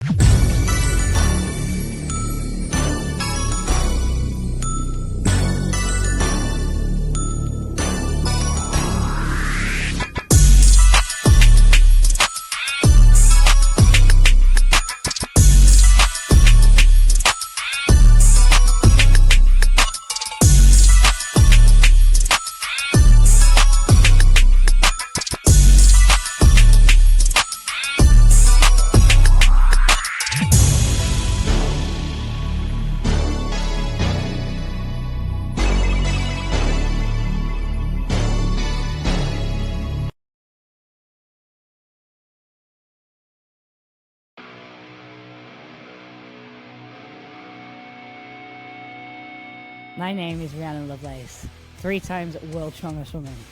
I've held the deadlift record since 2017. In that time, we've taken it from 180 to 282, and I've learned a little bit about deadlift suits. And this is my deadlift suit.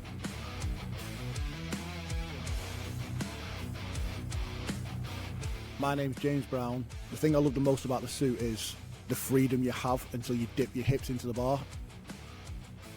So much pressure, you just want to stand up straight away. I'm Andrea Seat. I'm a pro strong woman in Masters category. I'm Britain's strongest natural woman. I'm excited to try using the suit for the first time to see how I can step my game up. My name's Aidan McAleavey. I finished second at Static Monsters World Championships in the under 105 class last summer. The ability to just put the suit on and go rather than having to be really cranked into the suit. Hi, I'm Claire Myler and I'm the world's strongest woman over 50. So what I love about the deadlift suit is it just feels very different to anything else I've tried, and it feels like it gives you really good compression all the way up.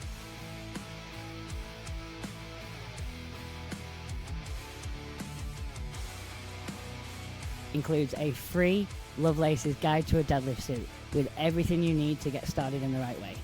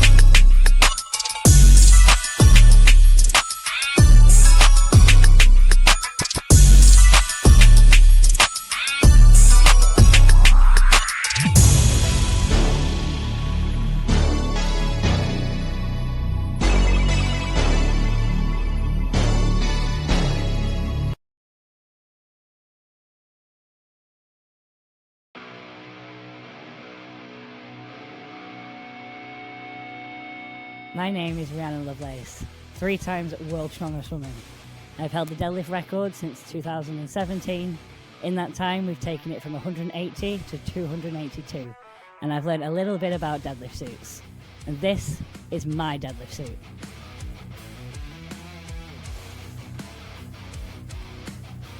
My name's James Brown. The thing I love the most about the suit is the freedom you have until you dip your hips into the bar. So much pressure, you just want to stand up straight away. I'm Andrew Seat. I'm a pro strong woman in Masters category. I'm Britain's strongest natural woman. I'm excited to try using a suit for the first time to see how I can step my game up. My name's McAleaver. I finished second at Static Monsters World Championships in the under 105 class last summer. The ability to just put the suit on and go rather than having to be really cranked into the suit. Hi, I'm Claire Myler and I'm the world's strongest woman over 50. So what I love about the deadlift suit is it just feels very different to anything else I've tried, and it feels like it gives you really good compression all the way up.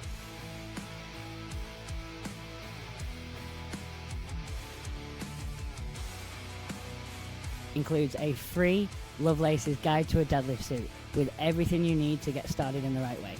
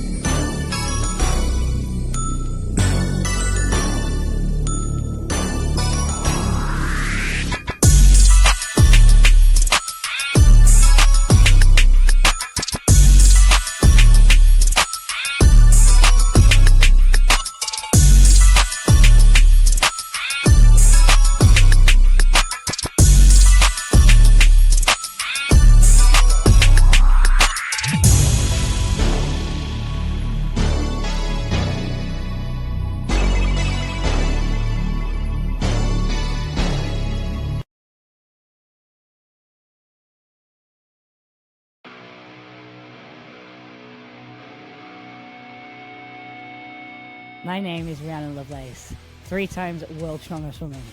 I've held the deadlift record since 2017. In that time, we've taken it from 180 to 282, and I've learned a little bit about deadlift suits. And this is my deadlift suit.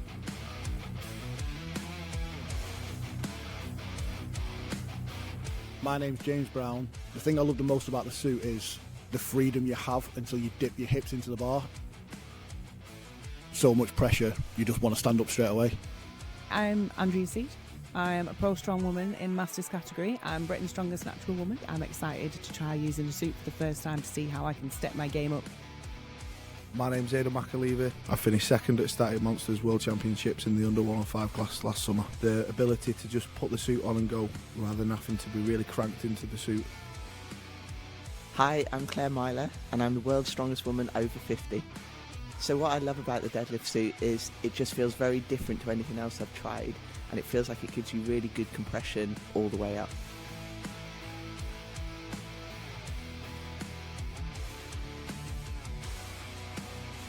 Includes a free Lovelace's Guide to a Deadlift Suit with everything you need to get started in the right way.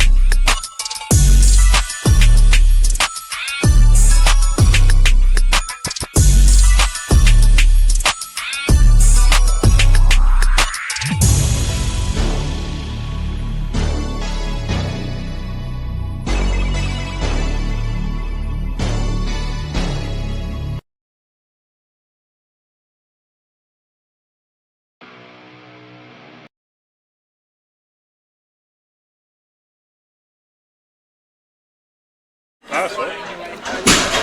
And we are back with you at Kaos Strongest Man. We are getting ready for the deadlift 4 reps. 2 weight options available, 330 kilos and 380 kilos, though there's only one athlete that has gone for the 330 kilos. I am sat here with 2 guys that were supposed to be competing today, but aren't.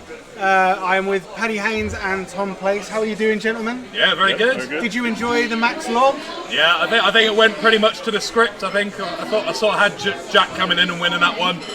Joe got 200. He looked a bit wobbly in some of his earlier lifts as well. So to come out and nail 190 and then nail 200 as well, I think everyone thought those 2 were probably the biggest presses coming in. So yeah, no surprises for me. Was that an event you would have been looking forward to? You guys would have been looking forward to had you been committed today? I wouldn't have minded that event too much. I know Paddy's not the biggest fan, but yeah, definitely. At max log, I've never ever done it in competition, so I would have loved to have a good crack at it, but not to be this time. I mean, we were just saying, like, to get a 180 log in competition and come down the table, I think it's about joint 6th. That's absolutely wild. Like, honestly, that's a crazy standard here. So I was chatting with Claire Myler before we went for a break, and we were predicting how many reps we might see on this 380 kilo deadlift bar. Claire reckoned about 4 or 5. Does that sit right with you guys? I think if someone does 5, they've won. I think anything above 3 is exceptional. I mean, pulling it once is obviously amazing. It's 380 kilo, but I think someone like Max Searsby can pull 4 or 5 reps with it. So yeah, for me, 4 reps, I reckon. Like a lot. I mean, Max is probably fresher than a lot of the guys. Obviously, didn't have the best showing on logs, so Max could come out and absolutely smoke this and set a good benchmark. But I said going into this, I think 4 would win. But I'd love to be proven wrong. So we've got one athlete doing the 330. Do you think some of the guys that opted for the 380 may be overextending just a touch? Looking at the lineup, I think everyone is definitely capable of doing it. I still think they can do it. Maybe one might miss, but on the whole, I think they'll all get it. At least one. The trouble where it's so top heavy, like, it's so heavy. It's like it only takes your setup to be off like half an inch, and you miss it close, and then you've got 0 points all of a sudden. So Joe's not out the race on this. Like, he could take a few. I reckon. You can never predict what's going to happen. You don't hope that on anyone, but there's. Everyone here is capable, I reckon, which again is mind-blowing, because 380, it's not to be laughed at, It's crazy, yeah, and we're going to see deadlift suits obviously are allowed. I can't imagine we're going to see anybody attempting these weights raw. I wouldn't have thought so. No. I mean, if you can use a suit, then why wouldn't you? Especially in a heavy comp like this, just preserving your body as well, putting the suit on just helps to take a little bit of pressure off. Recovering from suited deads through a show is so much easier than recovering from raw. And yeah, it's a deadlift bar. They're going to use all the kit they're allowed. So for people that maybe aren't so familiar with suits, what is the difference in pulling in a suit to pulling raw? Raw being without a suit. So pulling raw, obviously you're getting no assistance. It's literally just raw strength with a suit. It's basically like a thick canvas, and it basically just gives you like a real pop off the floor. It's almost like a slingshot on bench, isn't it? Like, if you've ever used a slingshot, it's very similar. They just keep you safe, keep you nice and tight. They're absolutely horrible. Like, if you haven't got used to your suit, like, they take some getting used to. It's not like you can just chuck it on and you're going to add 40 kilo to your deadlift. You've got to work with the equipment, but they're some people get a lot out of them, like myself. I get about 40 kilos out of mine. Other guys, if they're naturally quite strong off the floor, they're going to get less from it. So like you'd get less out of suit than I would. Yeah, I'd say I'm probably about the same, maybe about 30-40 kilos suited are better than raw. So would your setup, would your foot position, hip position, would that change depending on whether you're wearing a suit or not? Yeah. Normally your hips are a little bit lower when you pull in a suit, just because you're trying to get as much pop out of it as you can. So that's really the main difference, just your hip height more than anything else, but it's definitely a different style of pull for myself, and I'm sure Paddy will agree as well. I just need to get myself nice and narrow, and the narrower, the tighter you can get everything, the more it's going to sling you up, basically. But it is the skill. It's I found when I had loads of comps in the suit, you come back to raw deadlifting and it's absolutely tanked, because it's just a completely different lift. It really is. And I mean, Paddy, you mentioned that a suit isn't necessarily a magic bullet. It doesn't give you an automatic 40 kilos. It also, as you guys mentioned, gives you a lot of assistance off the floor.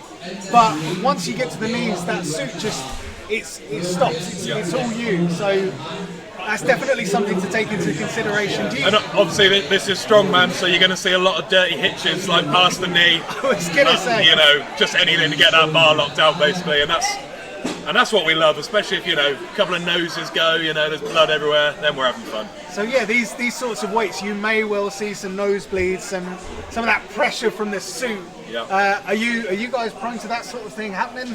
I've never had it actually, never once. I know Paddy's had it a few times. I crank that suit, man. But like even before Brits, like I think we had 400 kilo for reps. Like right before I was about to go, my nose was already going from the warm up, so I was like, this ain't gonna be pretty. But it held it together somehow. But that was that extra Britain's Strongest Man weight playing its part there. Yeah. Blood pressure was on. Yeah, exactly.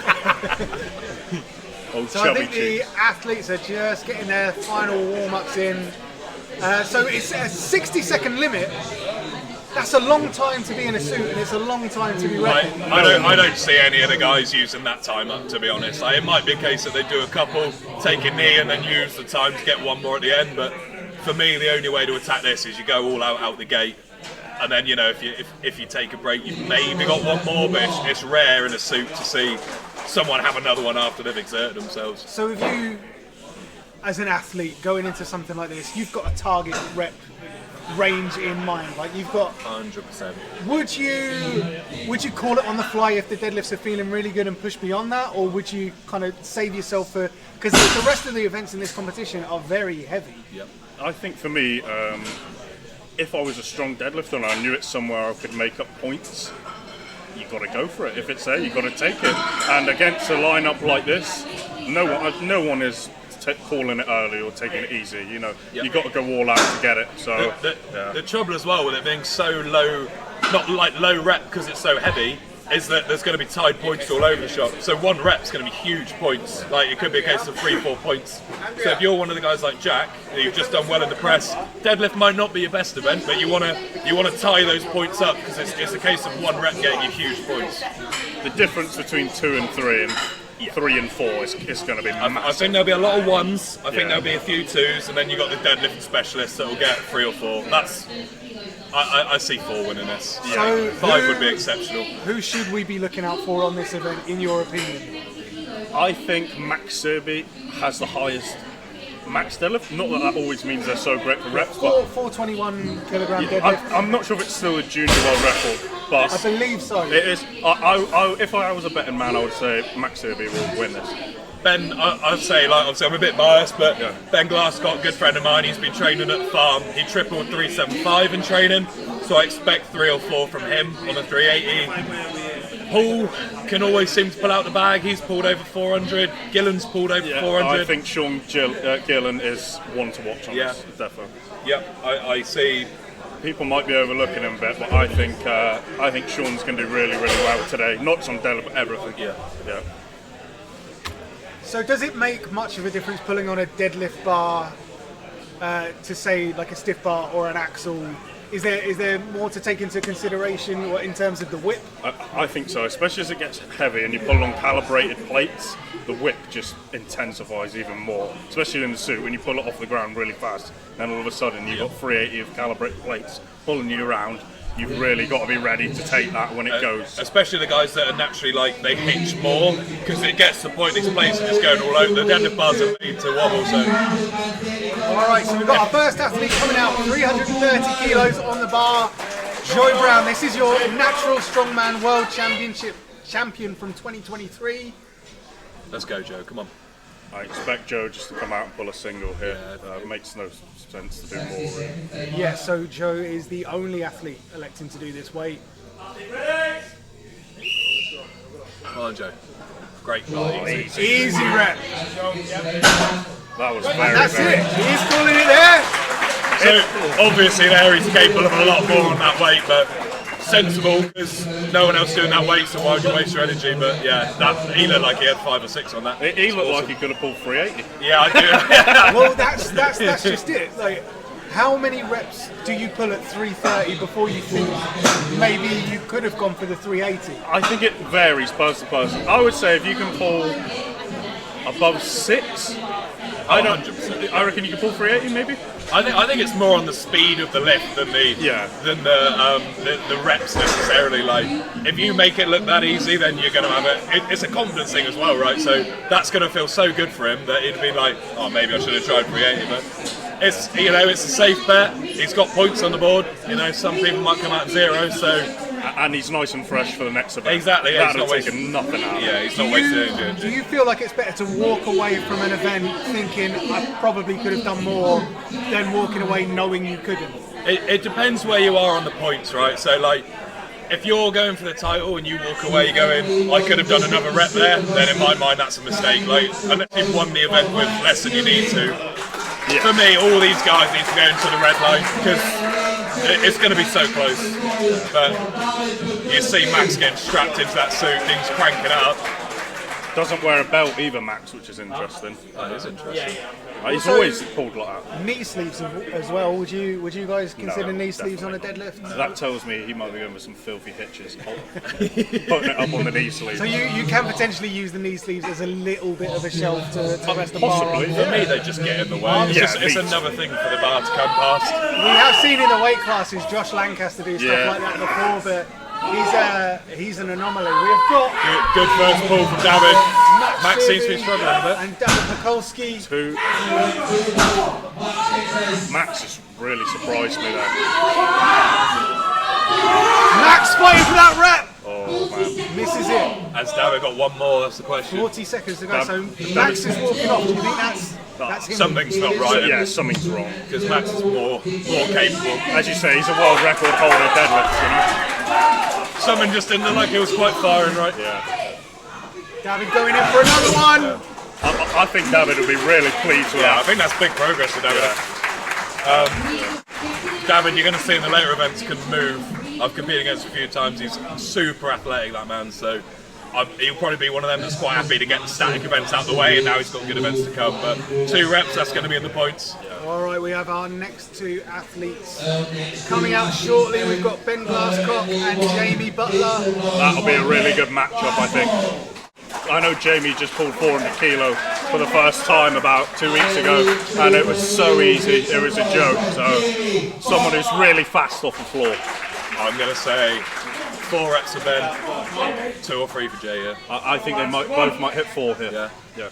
So does going head to head, does that play on your mind at any point when you're doing an event like this, or are you so focused on what? For me, not so much on a deadlift. You're sort of you've got that number in your head already. You're aiming for your own personal best. If the guy next to you is pumping him out, there's nothing you can do about that. You just got to go in your own pace and hit the number you want. Watch Jamie speed off the floor. Good first rep from Ben Glasscock. He's moving now. You're seeing that whip. Jamie's going to pull through. Throwing Ben Glasscock this way, that way. Jamie Butler. 3. Digging deep. Jamie can do one more, definitely. No? No, he's out. That's it, both that was flip no if you didn't catch that on the live stream. I think I heard Jamie Butler say that was a PB. That's huge from both those guys. You can see Ben looked better practiced in the suit there because Jamie's just got that raw power. He can rip it off the floor. Ben's not got the raw power. He has to re-brace to the top, come down slowly and then back up, which if you're going to do deadlift reps, that's the way to do it in the suit. But Jamie's got some raw power, man. He just ripped and gripped them through. We'll lead it up. Our next 2 athletes, Zach Hill and Alex Ferry. I think this is a PB for Alex Ferry. I'm actually quite surprised that he's chosen to go for the 380. Zach's just a beast. But, I mean, bear in mind, both these guys are very, very young, so I think Zach's good for a couple here. Zach is so quick off the floor again, it's just the lockout. You could just see how tight that suit is around Zach's hips. His hamstrings are like popping out of that thing. Crazy. Come on, boys. 2 young lads. This is weights that like would have been a world record for them not long ago. if it wasn't for the likes of Max. Whistle's gone, time. Away. Jack Hill, almost a lockout, fighting that rep, gets the down signal. Alex Berry sliding that barbell I up think his they're both knee. happy with that one, I think. Excellent. I'm pretty sure it's a PB for Alex, and it was pretty comfortable to be honest. Really impressed. Alex moved that quicker than Zach there. So I'd say we're seeing athletes playing it smart. They're playing it wise. They're not. Well, I mean, that's a gamble for Alex, but it's paid off big time there. You got to think, there's 3 other events coming that are just He'll so heavy. He'll be buzzing with that. I think Ryan's a bit of a dark horse here. I think if he's not too tired from the log, he can put something huge up. Ryan's also been on the scene quite a while now, so he's experienced. I mean, he's England's strongest man a few years ago. You know, he's done UKs and so many others. Britons, he's done everything. And then Paul Smith. Just waiting on Paul Smith. Come on, guys. Don't make a man wait. Not sure. I see big reps from both of these boys again, to be honest. I think Paul, So good for 3. both seasoned athletes. Probably the 2 most experienced guys in the competition. I don't know if there's a bit of mind games there from Paul, just taking his time. Obviously, Ryan came out of the gates quite early, but I don't think it'll bother Ryan. I think we're going to see 4 reps from Ryan here. 4 and 3 for me. Yeah, I agree. So we've got Ryan in the figure 8 straps. Come on, Ryan, get ahead, right? Come on. Let's go, Ryan. Come on, mate. Do you guys prefer a figure 8 strap or a standard? Come on, focus, mate. Come on. Paul's taken a really long time to set up there. Whistle's gone. Ryan first to get that rep. Come on, Ryan! Rolling eccentric phase. Here's Ryan Bennett. Come on, Ryan! Second metronome. Rep number 3. Paul Smith gets to go for a rep. There he is. Paul's got a rep on the board. Ryan, 3 reps. Is that 3 for Paul? Paul Smith, he's only just on 2, I think. 3 each. Come on, guys. Let's go. Ryan Bennett, exhausted. Paul Smith going for another rep. Sliding out the thighs. Yes, the down signal. That's impressive. There's still time on the clock. Is Paul going to go for one more? 15, I think we heard the timekeeper say. Has he got one more? 10 seconds, no, he's pulling it there. I mean, you see what I say about the proficiency in the suit from Ryan there, especially, like, came down with the bar and then just had to hitch that last one, but might have just been positioned on that last rep because the first 2 looked absolutely So rapid. 3 reps for both athletes. I don't think Paul Smith started lifting until about 20 seconds in. And I think Paul was trying to put Ryan off a little bit. I think there was some mind games going. The guys correctly blew the whistle a bit early there. Yeah. Ryan had been wet, and you don't want to be in that bottom position in a suit for too long. So. Alright, we've got Shane Knight and Sean Gillen. You got another 2 400-kilo deadlifters here, so Shane's deadlifts look really, really good recently. I wouldn't be surprised to see 2 or 3 apiece. And I think Gillen's capable of 4. So we've got a lot of athletes on 3 reps, so 4 reps is going to be absolutely huge. 4 will win it. The speed of Gillen's Both off the mark, and Sean Gillen flying. We could be on for 5. Sean Gillen not slowing down. Unbelievable. He's got another. He'll do 5. Wow. Sean Gillen making a statement on this event. He's going to do 6. Oh, no, he's not.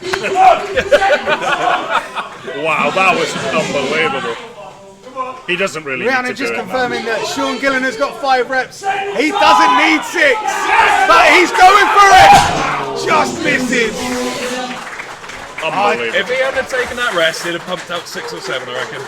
It's just that conditioning, but geez, so the speed of them miles. That was. I don't see anyone beating that. No. I mean, that was 5 reps in about 20 seconds, if that. Well, this is, again, we go back to what I said earlier about, like, you just need to go all out in that suit, and he did. He just attacked it because it's the amount of air you can hold in the suit as well. So if you're there deadlifting for a minute in a deadlift suit, it's not going to be a fun time. You just got to get it done. With a weight like this, like, for me, I'll be in and done in about 15 seconds. Still talking about deadlift? Yeah. Our final 2 athletes, we've got Joe Oliver and Jack Osborne. The 2 biggest log pressers of the day. Let's see what they can bring The to 2 the worst deadlift. haircuts of the day as well. I'm not in any position to comment on anyone's haircut. I reckon these boys be happy with 1 or 2 on this, to be honest. I think Joe can maybe do 3 if he's feeling good, but Jack 1 or 2. Whistle goes. Come on, Neither boys. athlete in a rush. So yeah, we could be looking at 1 or 2, but that's a fast rep from Joe Oliver. Back in for rep number 2. Jack Osborne manages to get the 1. Joe Oliver is on 3 reps. 1 more is huge for Joe Oliver. Jack's still Joe going. Oliver taking a knee. 2 for Jack, I think. I don't think either of them will get another. I think that's it. Yeah. That is such a shame because Joe was moving really well for those first 3 reps. Jack's got a bit of luck there because of the amount of people on 3 reps. Jack is going to go in for 1 more. Switch on! Switch on! Come on! Switch on! No. Just see that power's just gone after you have that long off. So how do you psych yourself up to go back in? You've exhausted yourself on a heavy double. Yeah. You're taking a knee. Surely your mind is just saying, this is heavy, this is heavy, this is heavy. How do you shut that voice up and just go back in and give it another go? Jack will have seen what everyone else has done there, so he's going to have seen there's like 5 or 6 guys all with 3 reps, so he's just going to be thinking about the overall comp and what he's got to do and think if I can get 1 more rep, no matter how hard it's going to be be huge on points. But he's done all right there. He's still going to be right up at the top, I would think. So yeah, Sean Gillen with an emphatic event win with 5 reps. Done. And yeah, we've got 5 or 6 athletes on 3 reps apiece. That's huge points for Sean there. Huge. Ryan Bennett in the top 3 as well. Bennett's done really well so far, very solid on both events. So who do you guys fancy for the podium for this competition? For me personally, I knew Sean Gillen was going to do well from the start. I think from the events coming forward now, Paul Smith will start to come forward, and for the third, I think probably Joe Oliver or Ryan Bennett maybe. But I think third's all to play for really. So that is our deadlift for reps event done. Coming up, we've got the farmer's carry, 20 meters, 10 meters drop and turn, 160 kilos in each hand. Is the farmer's carry, is that an event you guys? That is not my forte, but this man is very much. That's a bit of me, that is.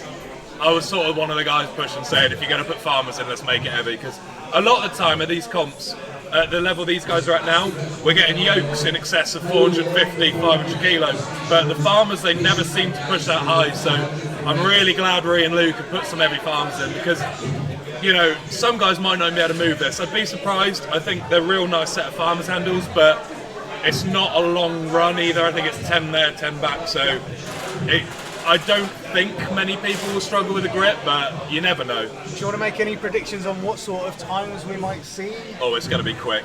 It's nice floor. It's 10 and 10. I reckon sub 20. Yeah, easy. I think someone like Ryan Bennett, he just won the Farmers at the OSG Europes. He'll be feeling confident at Pekulski. Look out for Pekulski, this sort of thing. On his day, Max Searby has an incredible grip. He's really good at Farmers. He's but not having a good day It wouldn't today, surprise me if he just pulled out, to be honest with you. Yeah, we'll see. I hope not, but it wouldn't surprise me. Ben also fantastic grip. I don't think Ben's going to set the world alight speed-wise, but he'll be up there. He's going to finish it. Paul will finish it, no question. Paul's got a very good grip. Zach Hill's rapid as well. Like, you just don't. I think Paul Smith will win the Farmers. Zach Hill's one of them for me. Like, he's got all the power in the world. He just needs that refinement. Like, he's a little bit clumsy at the minute. You've got to remember, I think this is Zach Hill's second ever competition. Yeah. I beg your pardon? Yeah. He competed at the England qualifier, then this is second ever he did show. the log champs as well, That didn't don't he? count. No, it doesn't. I mean, he's only about 14, so... What a stage for your second competition. Oh, he's unbelievable, man. So strong. Like as Paddy says, once he gets more experience and refined, he'll be pretty hard to beat, I think. As long as he can stay injury free, because he is so young, being so strong, so young. Yeah. You hear it all the time of young athletes getting injured, so I really hope that doesn't happen, but he's got the strength already, just needs experience. Just needs to be sensible with his training and just not rush anything. Like, I think I'm an advocate for that, of doing it the slow way, but just keep worrying about getting better. it's a lot of the guys, the young guys at the minute, it's all about the records. It's like, it'll come, just keep getting better, don't worry about what other people are doing, just keep getting stronger. And a good example is Paul Smith. Yeah. He started so young and he's still going, but he just didn't rush, ticked it up, progressing each year, and didn't get greedy with it, and he's still here. He's competed at World's Strongest Man, Britain. Third at the minute, there you go. Yeah. Fourth, joint fourth. And probably the next three our events. top 5 at the minute as the score stands. If Joe can keep himself together, he's in a fantastic position as well, but Joe's just not quite put it all together on one day yet for me. Like, no mistakes, and there's no reason he can't be on the podium, which would be amazing for him. Yeah. I know he's just recently learned how to use the deadlift suit, and it shows. Oh, Joe's class at farmers as well, actually. Yeah, Joe is very good. Yeah, at farmers. Joe's very good at farmers. It's really going to be a we are drag calling race. that this is going to be an all-out race. You've got more people that are good at farmers than bad at farmers, put it that way. Yeah, no, I can't really say anyone on there. Off my own knowledge, it's going to be horrendous. So, in terms of training for an event like this Farmers Run, how would you guys approach training? Would you I'd get a favour grip coach. speed, or do you know any good grip coaches? I know one. He's rubbish. But would you train for speed or the endurance? Bit of everything. This isn't endurance based, right? This is 20 metres. Like, I know some of the guys won't be able to run that, but with farmers we should be doing that. But you're training heavy, and then you're going to train a speed session as well if you're switched on, because if you can get that foot speed going on lighter weights, then that's what carries over. If you're training this weight every week, your body's just going to take a battering. So it's about alternating it and just listening to your body. It's a skill that you learn as you go.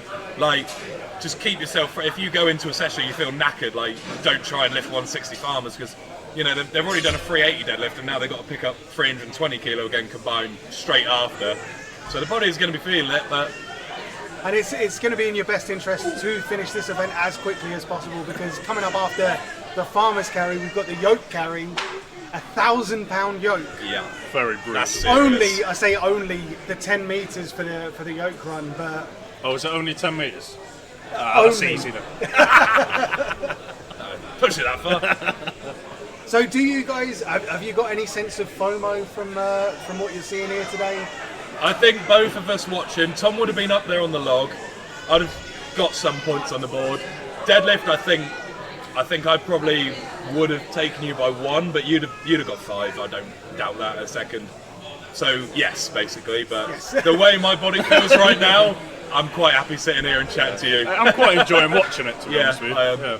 But I would have loved to compete. Loved to. Paddy, you had quite a successful deadlift last week. Yes. That's fair to say. Yeah, no.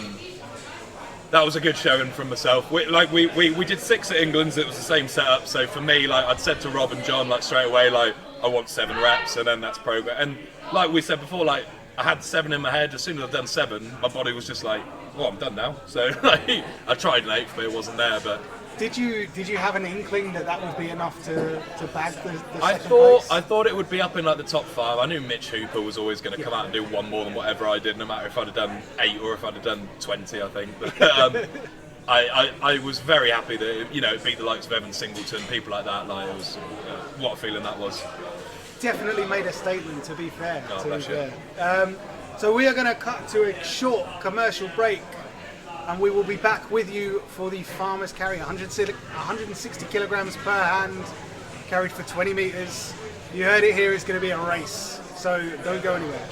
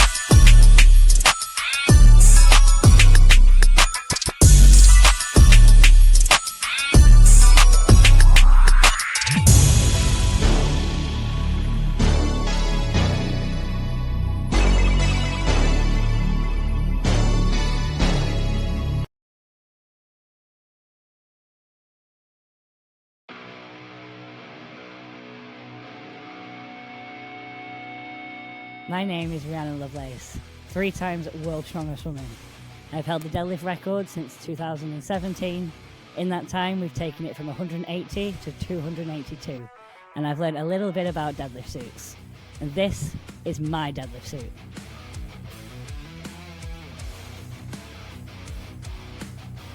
My name's James Brown. The thing I love the most about the suit is the freedom you have until you dip your hips into the bar. So much pressure, you just want to stand up straight away. I'm Andrew Seat. I'm a pro strong woman in Masters category. I'm Britain's strongest natural woman. I'm excited to try using a suit for the first time to see how I can step my game up. My name's Aidan McAleaver. I finished second at Static Monsters World Championships in the under 105 class last summer. The ability to just put the suit on and go rather than having to be really cranked into the suit. Hi, I'm Claire Myler and I'm the world's strongest woman over 50. So what I love about the deadlift suit is it just feels very different to anything else I've tried, and it feels like it gives you really good compression all the way up.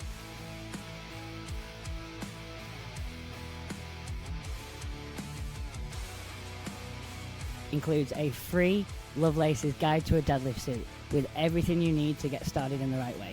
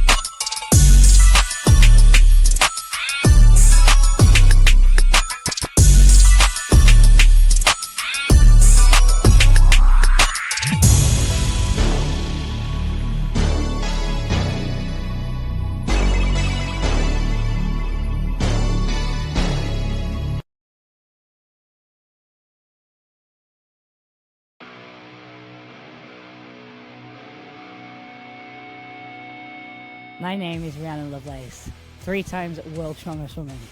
I've held the deadlift record since 2017. In that time, we've taken it from 180 to 282, and I've learned a little bit about deadlift suits. And this is my deadlift suit.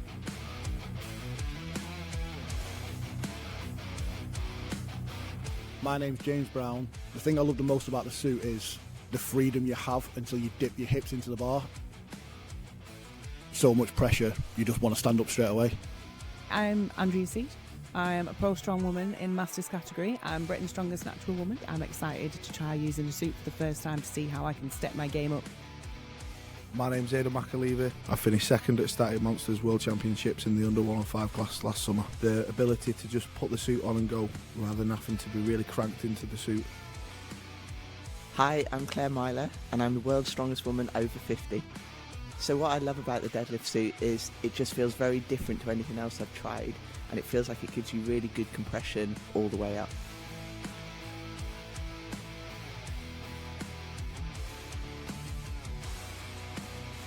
Includes a free Lovelace's Guide to a Deadlift Suit with everything you need to get started in the right way.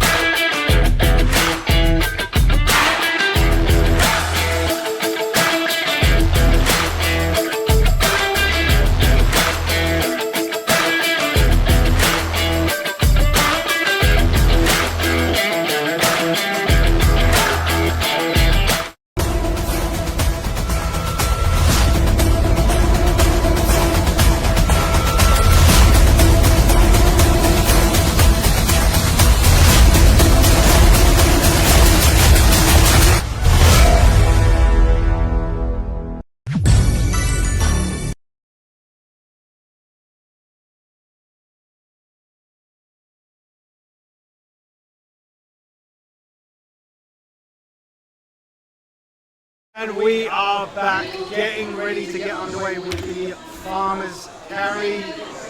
Welcome back to the gun show. I had to get changed because I spilled barbecue sauce. He's been outside doing bicep curls for the last 5 minutes. It is 160 kilos each hand, carry 10 meters, drop, turn, pick up and carry back 10 meters. Fastest time takes the event win. What considerations do you have in terms of like hand placement on the handles? Does that come into it too much? There's different theories here and there. For me, like, it doesn't make a world of difference. Like we said before, it is going to be a foot race, but if your grip's not the best, you just don't want them swinging around, so you're going to grab it right in the middle. There's a few theories that if you grab at the back, you know, the front's going to swing and you get that momentum off the line, but I've always just grabbed it sort of front of the handle, near the front, pick it up, get them nice and level, and just keep everything as still as possible. But is there theories about a split stance as well? Is that something that you'd rate on an event like this? Maybe a little bit heavy to split stance for myself. Yeah, I was going to say. Yeah. Maybe some guy, like someone like Paddy who has a really strong grip, could probably get away with doing it. For me personally, and maybe a couple other guys are not as confident, I wouldn't bother. It's just a little bit extra risk. It depends how confident you are in your grip and in your farmer's walks. Like if you know it's a good event for you, you'll see them, they'll split a little bit just so, and their hip's going to be back, and then when that whistle goes, they'll already be moving forward. You know, that's where it's won or lost for me, really. Like everyone's going to carry it near enough the same speed, but if you can get off the line quick, as opposed to like some guys that aren't so confident are going to deadlift it up and then slowly get walking. You know, another guy might be halfway across the line by the time they've sort of got it off the floor. So I think the drop and turn as well will be key here. Yeah. So what's your approach to the drop and turn? For me, it's almost just like spin. For me, my pickup of farmers is very strong. That's not my issue. It's purely grip. So I could just spin and pick it up wherever I want. Just speed, really. Transition as fast as you can and get moving. It's such a hard balance as well, because if you're coming fast and you drop them and it's on an AstroTurf and they slide, you're making it hard, especially if they don't end up in the same place. So you almost want to put them down, and then your hands want to be off the farmers for as least time as possible, and you're just going to spin. What's interesting is you mentioned about the farmers sliding. The athletes have been warming up on another set of farmers outside the gym, so haven't actually used the farmers on the AstroTurf, so potentially don't know how much, if at all, the handles are going to slide, so that could potentially come into play. For me, you just don't want to take any risks. You want to make sure you're over the line, get turned around as quick as you can, and get straight back down there. Like, you know, if you make a mistake by not crossing the line or it slid over the line, I'm not sure if they're adding time penalties or anything like that today, if it slides, but you know, you just want to be sure that it's over the line and you ain't got to worry about getting a penalty or anything like that. I think penalties usually at Kaos competitions are given at the judge's discretion. Yeah. That's the best way to do it, because if someone slides it 3 metres out, then obviously it's a bit of a joke, but if you're already across the line and it slides, and you know, what's the trouble? So I think we are just about ready to go. So we've got our first athlete coming out on his own. We've got Joe Brown. I think this is quite a good event for Joe. I've seen him do some good farmers runs in the past. I think Joe will be happy to have the deadlift out of the way, and now will just be a case of see if he can climb back up that table now. But yeah, he's feral. He'll be good at this. He said to me outside the next 3 events for him are really strong. So yes, I couldn't agree more. Yeah, this is an event where fractions of a second can make all the difference. Strong start from Joe. Dead in the middle of that. Solid over the line. Good pickup. Hasn't lost a step. If anything, looked like he sped up on that final couple of meters. Yeah, that'll be hard to beat. Yeah, that was a great run. Like I say, you're going to see a lot of guys on little margins there, but I think for Joe, he couldn't have done that better. Do you know what I mean? Like, there might be a couple of guys that are a tiny bit quicker just because they're slightly smaller or built for speed, but I don't think Joe could have done better than that. You mentioned we might see sub 20 seconds. I reckon that's got to be 15. Maybe less. 12, there you go, 12.7 seconds. First man out. That's very on his own as well. So going head to head on a deadlift, he said that doesn't necessarily play into your game plan going in. But going head to head on a moving event like this, can that help or hinder?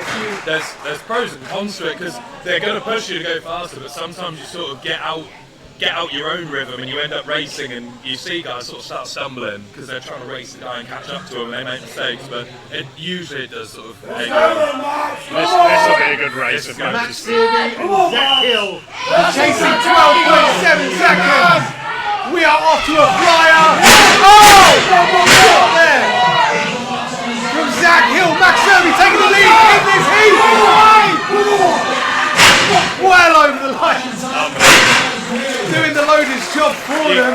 You can see those boys both have so much power. Like Zach, just look again, just what I said. Like Max got ahead of him, so he tried to catch up. Got a bit wobbly, his feet were going all over the place. It was just his core that went. You know, he could have hung on to them farmers all day if he needed to, but Max was solid there. There was no movement. He just looked solid. So we've got 15.58 for Zach Hill. Max Searby's time was just slower. Yeah. 13.42. These are class very times. fast times. Very good. And that's what You're getting less FOMO now, aren't you? I could happily sit this one. I've been lucky enough to commentate quite a few of these Kaos competitions, and it happens more often than not. These athletes do get underestimated sometimes on these events. I see both these boys finishing this. I don't know much about Ferry. I have competed against him. He's up and coming, but he's very new on the scene. Shane's been doing this for years. Not the fastest athlete, if I'm being brutally honest, but again, I think Shane would be happier if it was even heavier. I think the opposite. I don't think Shane will. Well, we've got disagreement in the commentary booth. I hope that Shane does well, but he didn't finish the 140 farmers at the England's qualifier. Oh, really? Interesting. And we're off again. Shane Nye, immediate drop there. Whereas Alex Ferry, moving solid, another drop for Shane Nye. And this is one of those, every drop just saps that grip.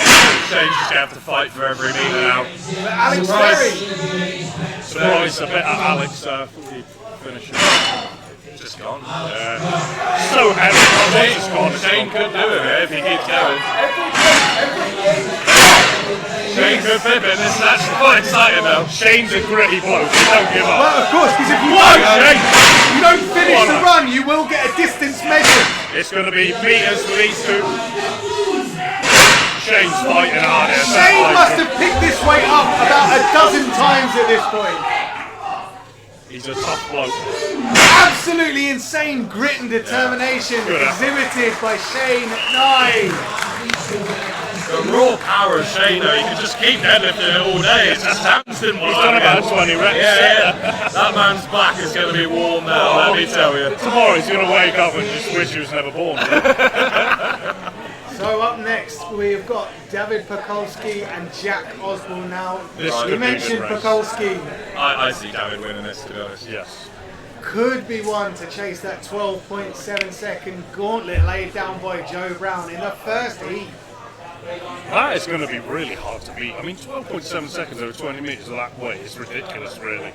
So I think David might be able to do it, but it'll be close. It's interesting as well because Jack traditionally grips being a weakness. Because it's only 20 metres. I don't think it's going to be too bad for him. I think they're nice thin handles as well. Yeah. He's got quite podgy little beaver mitts, so that should sit in there quite nice. Yeah. So I think he's going to be all right. I think he can move over ground quick as well. I think he's going to finish, but I think David will be back having a sandwich by the time that's. You see a lot of people hit PBs with these set of farmers, so they must be. I think they're nice farmers. You get to some comps, it'll be like a wide grip, they'll have paint on the handles. It's a different kettle of fish, but these ones are nice. They've used them themselves. Yeah, these farmers provided by Dave Willis Strength Fabrication. They've made an appearance at quite a few Kaos competitions. There was a competition earlier in the year where one of the farmers actually broke, one of the handles broke. Dave Willis came down specially with a welder in his van and managed to fix up the farmers in time for the competition to carry on in the afternoon. Come on, boys. So I think this is going to be quick. Yeah. Osborne versus Pekulski. Locked in. Both really fast start. David flying. Quick on the pickup. Jack Osborne not too far behind. This is a quick time. And with a stumble at the end of Pekulski. I can't say how good that is for Jack, honestly. He'll be buzzing with that. That grip strength, give him that a couple of years ago, he would have been able to get off the floor, so that's unbelievable. I think that was the new leader for that. 100%. Maybe under 10 seconds. So yeah, it certainly seems like Pukolski in a for blistering Jack. time. 12.76! Oh, that's close. Oh, 11.2. There you go. Oh, 11.2 for Pukolski. Jack Osborne. Your third. Just. It's worth saying, David does look 47, but he is only 24 years old. So That is wild. yeah, that explains why he can move. Lost his hair at the age of 11. I can't talk. Next two athletes ready to take on this event, Ben Glasgow and Jamie Butler. I don't know much about Jamie on this one. He's a big dude, so it's whether he can still move with that weight. And Ben, this will be a good event for Ben. I bet he's looking forward to this. I mean, is this an event where, you know, you're seeing the size of Jamie Butler's legs? Yeah. Could they be a hindrance on I something? mean, if you like look this? at where those farmers are set up, they're about a metre apart because the width of the guy. He is massive. He's like a fridge. Quick start, flying! needs a quick second. It doesn't look as fast as David, but it's consistent. There we go. For Ben Glasgow. It's over the line. Jamie very happy. Whereas Jamie Butler really Jamie just struggling. needs to get to that mark, the other two left now. Don't worry to pull that chalk out, but it's going to come in handy. Out the neoprene. Out the unknown. Needs to get back He in. needs another half a quarter. If he can get 5 metres, that's 2 points. It's still all to play for Jamie Butler. He's like Shane, he can pick it up all day long. It's just a great strength. A testament to Ben as well. Come and cheer him on. Yeah, that's one of the great things about this sport is you're head to head with someone that everybody wants to beat their opponent at their best. So that's why you see it all the time. It's where you see the real competitors there. Because I think Jamie's head went a bit there. I don't know if he was expected to drop him, but like, if that would have been Shane, then he'd have been fighting to get every inch out of them farmers. So just these little things here and there, but they're going to make a difference. Absolutely. Yeah. So 13.63 from Ben Glasgow. A tremendous time. So Very solid. I mean, how do your prediction that we'd get sub 20 finishes? We're looking at the people that have finished the slowest is 15.58 so far. Oh, I wasn't wrong. Yeah, no, strictly speaking, you were not wrong. Very broad range. Well, I didn't want to put too much pressure on the boys, you know. That's all. It's a very young lineup, really, when you look at that. I think the oldest man is 34, and Ryan 32, and everyone else is way below 25. We've got Ryan Bennett, Paul Smith. We've already said that Paul Smith has got a great grip. These two will be in the points for 100%. Yeah. Paul Smith must have done farmers walking competition about 30 times at this point, so he'll know exactly what he's to do. Bennett's just got that raw power as well, and he's got the foot speed. He's unbelievable under a yoke as well, I think. So any heavy movements from Ryan are very good. So I see both these two sort of in the top 5 at a minimum. 100%. I think Paul might take the win. Yes. It's all on that start. And we're off. Very quick. Both athletes sort of neck and neck, but Paul Smith pulling away. Who's going to finish first? Come on, Ryan! No, Ryan Bennett catching up! Who's going to take it? I don't know. I think Paul. Both drop those farmers at the same time. Paul's turn was fantastic, but he just seems to be quite... Possibly Paul Smith just He's a taking little it. bit slower accelerating than Ryan, which I find surprising. Do you reckon that's 1 and 2? No. No? I think David was faster. Yeah, maybe. We're waiting to I see think that'll the be 12 reactions seconds.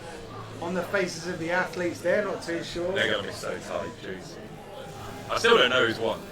No, they're Paul dropped his first, but it's whether Ryan was over the line. Yeah. I think Paul In the air. down. Right, okay. This is where it tests how big your thumbs are on a stopwatch. not giving away anything. Paul Smith 12.16 seconds. Ryan Bennett I told you it'd be in the 12s, so let's see.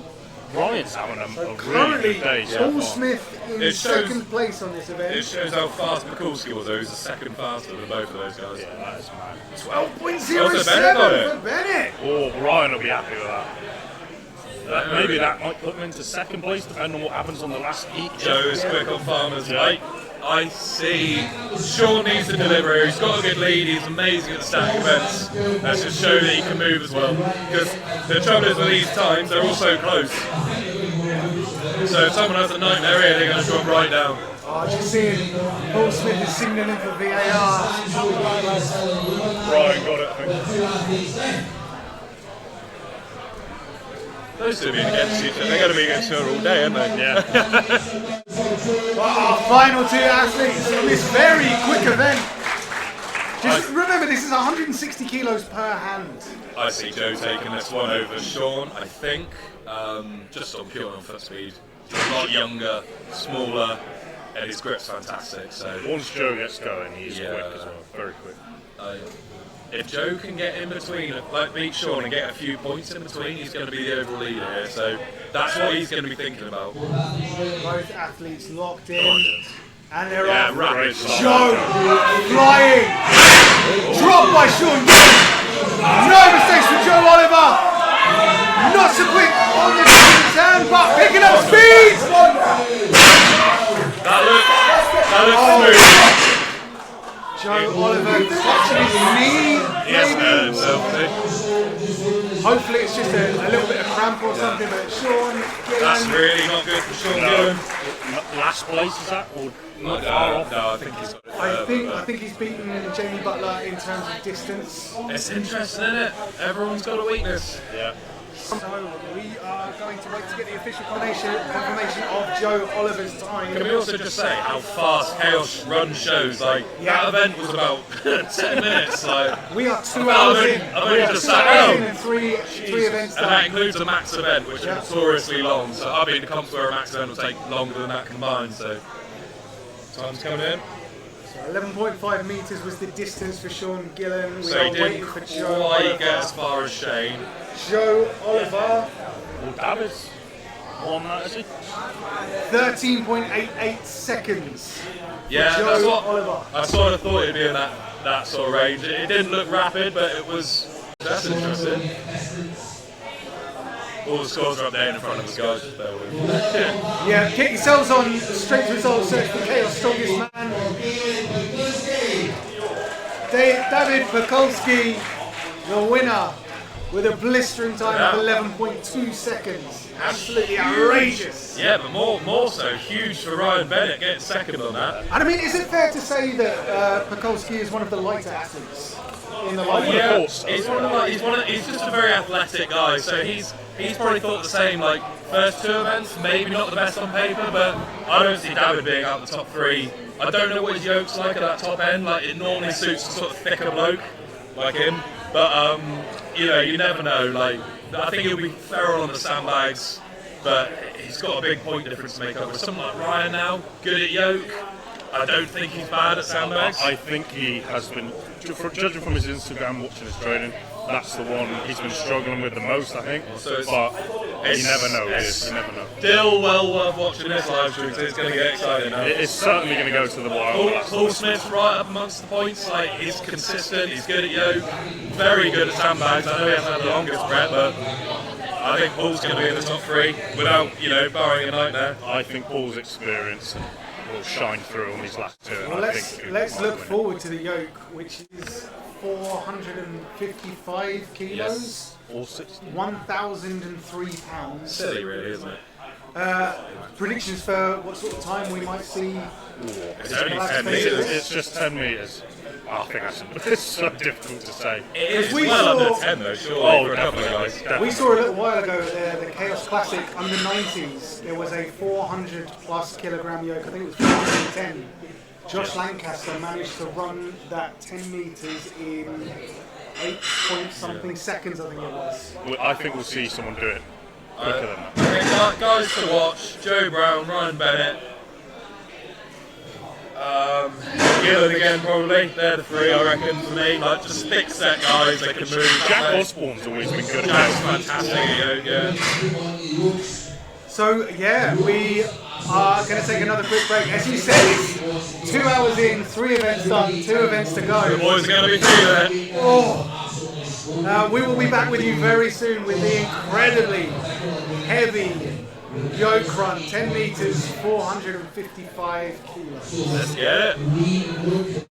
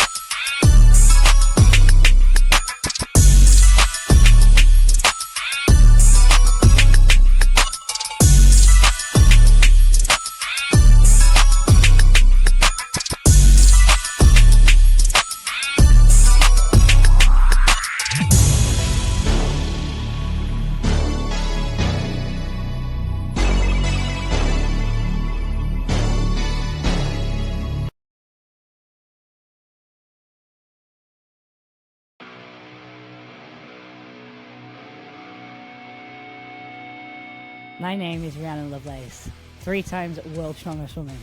I've held the deadlift record since 2017.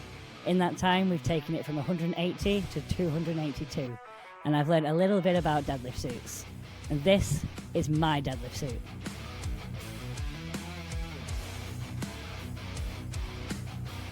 My name's James Brown. The thing I love the most about the suit is the freedom you have until you dip your hips into the bar. So much pressure, you just want to stand up straight away. I'm Andrea Seed. I'm a pro strong woman in Masters category. I'm Britain's strongest natural woman. I'm excited to try using a suit for the first time to see how I can step my game up. My name's Aidan McAleaver. I finished second at Static Monsters World Championships in the under 105 class last summer. The ability to just put the suit on and go rather than having to be really cranked into the suit.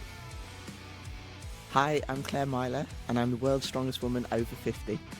So what I love about the deadlift suit is it just feels very different to anything else I've tried, and it feels like it gives you really good compression all the way up.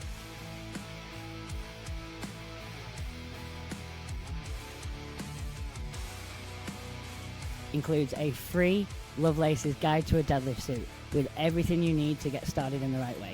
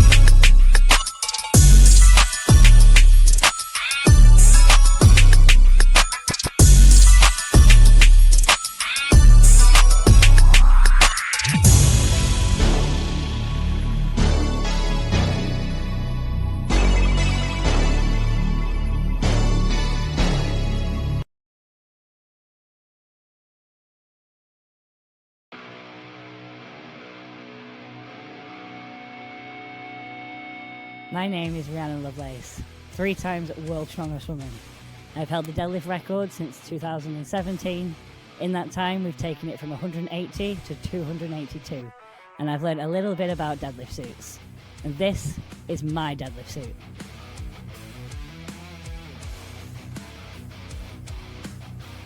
My name's James Brown. The thing I love the most about the suit is the freedom you have until you dip your hips into the bar.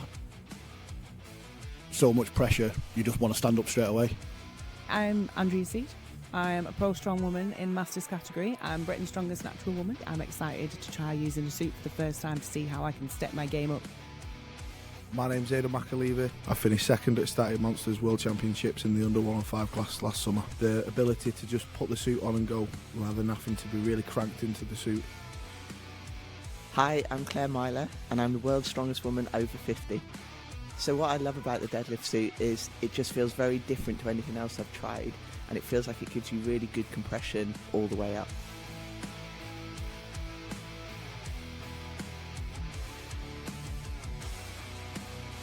Includes a free Lovelace's Guide to a Deadlift Suit with everything you need to get started in the right way.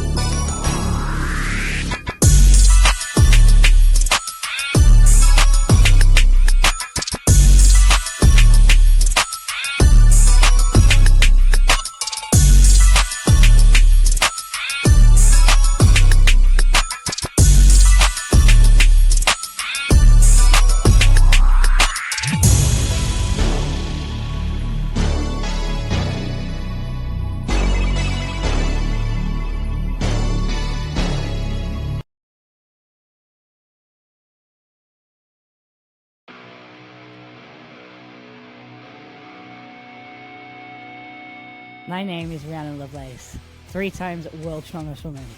I've held the deadlift record since 2017, In that time, we've taken it from 180 to 282, and I've learned a little bit about deadlift suits. And this is my deadlift suit.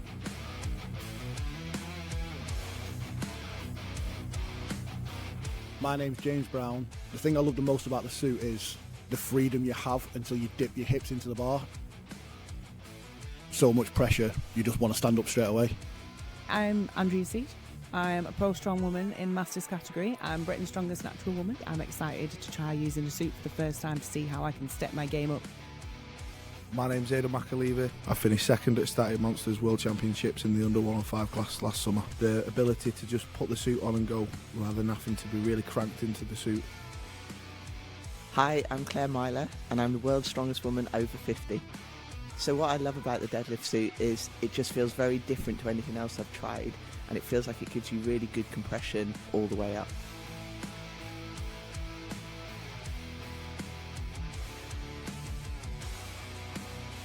Includes a free Lovelace's Guide to a Deadlift Suit with everything you need to get started in the right way.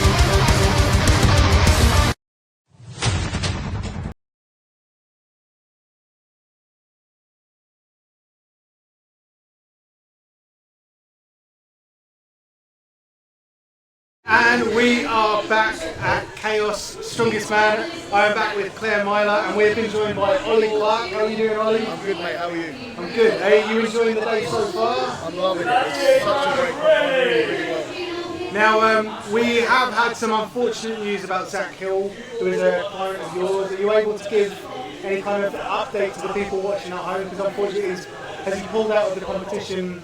Yeah, he's going to leave it there. Well, as far as I know, he's decided he's going to fully leave it there. He's had a few knee issues in training that we've been trying to manage over the weeks, but just ramping in and peaking has made them a little bit worse. And it was hurting on the log press in the warm-ups, doing the sharp dip obviously is a horrible thing for me anyway.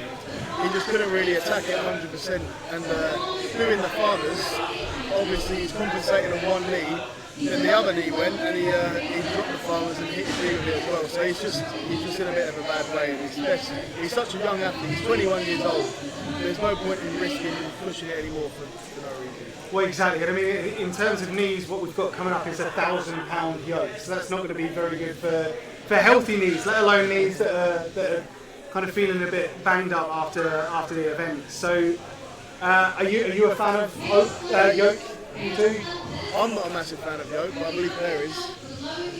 I absolutely hate Yoke with a passion, but I had a session with Big Loz, who's known for being very good at Yoke, just 2 weeks ago to do the qualifiers for OSG, and he showed me a couple of tips, and I actually trained Yoke last week. I won't say enjoyed it, but I didn't hate it. That was the So would you two see this event as kind of a damage limitation, this sort of weight, this sort of distance? So there's some guys here who actually wanted this yoke heavier.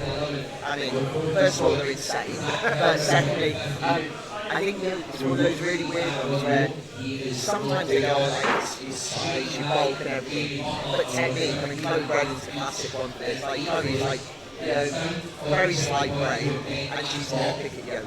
She's just got this amazing ability to brace so well and climb. So I think that some of the guys here are going to use this to jump some points. I think Joe Brown, so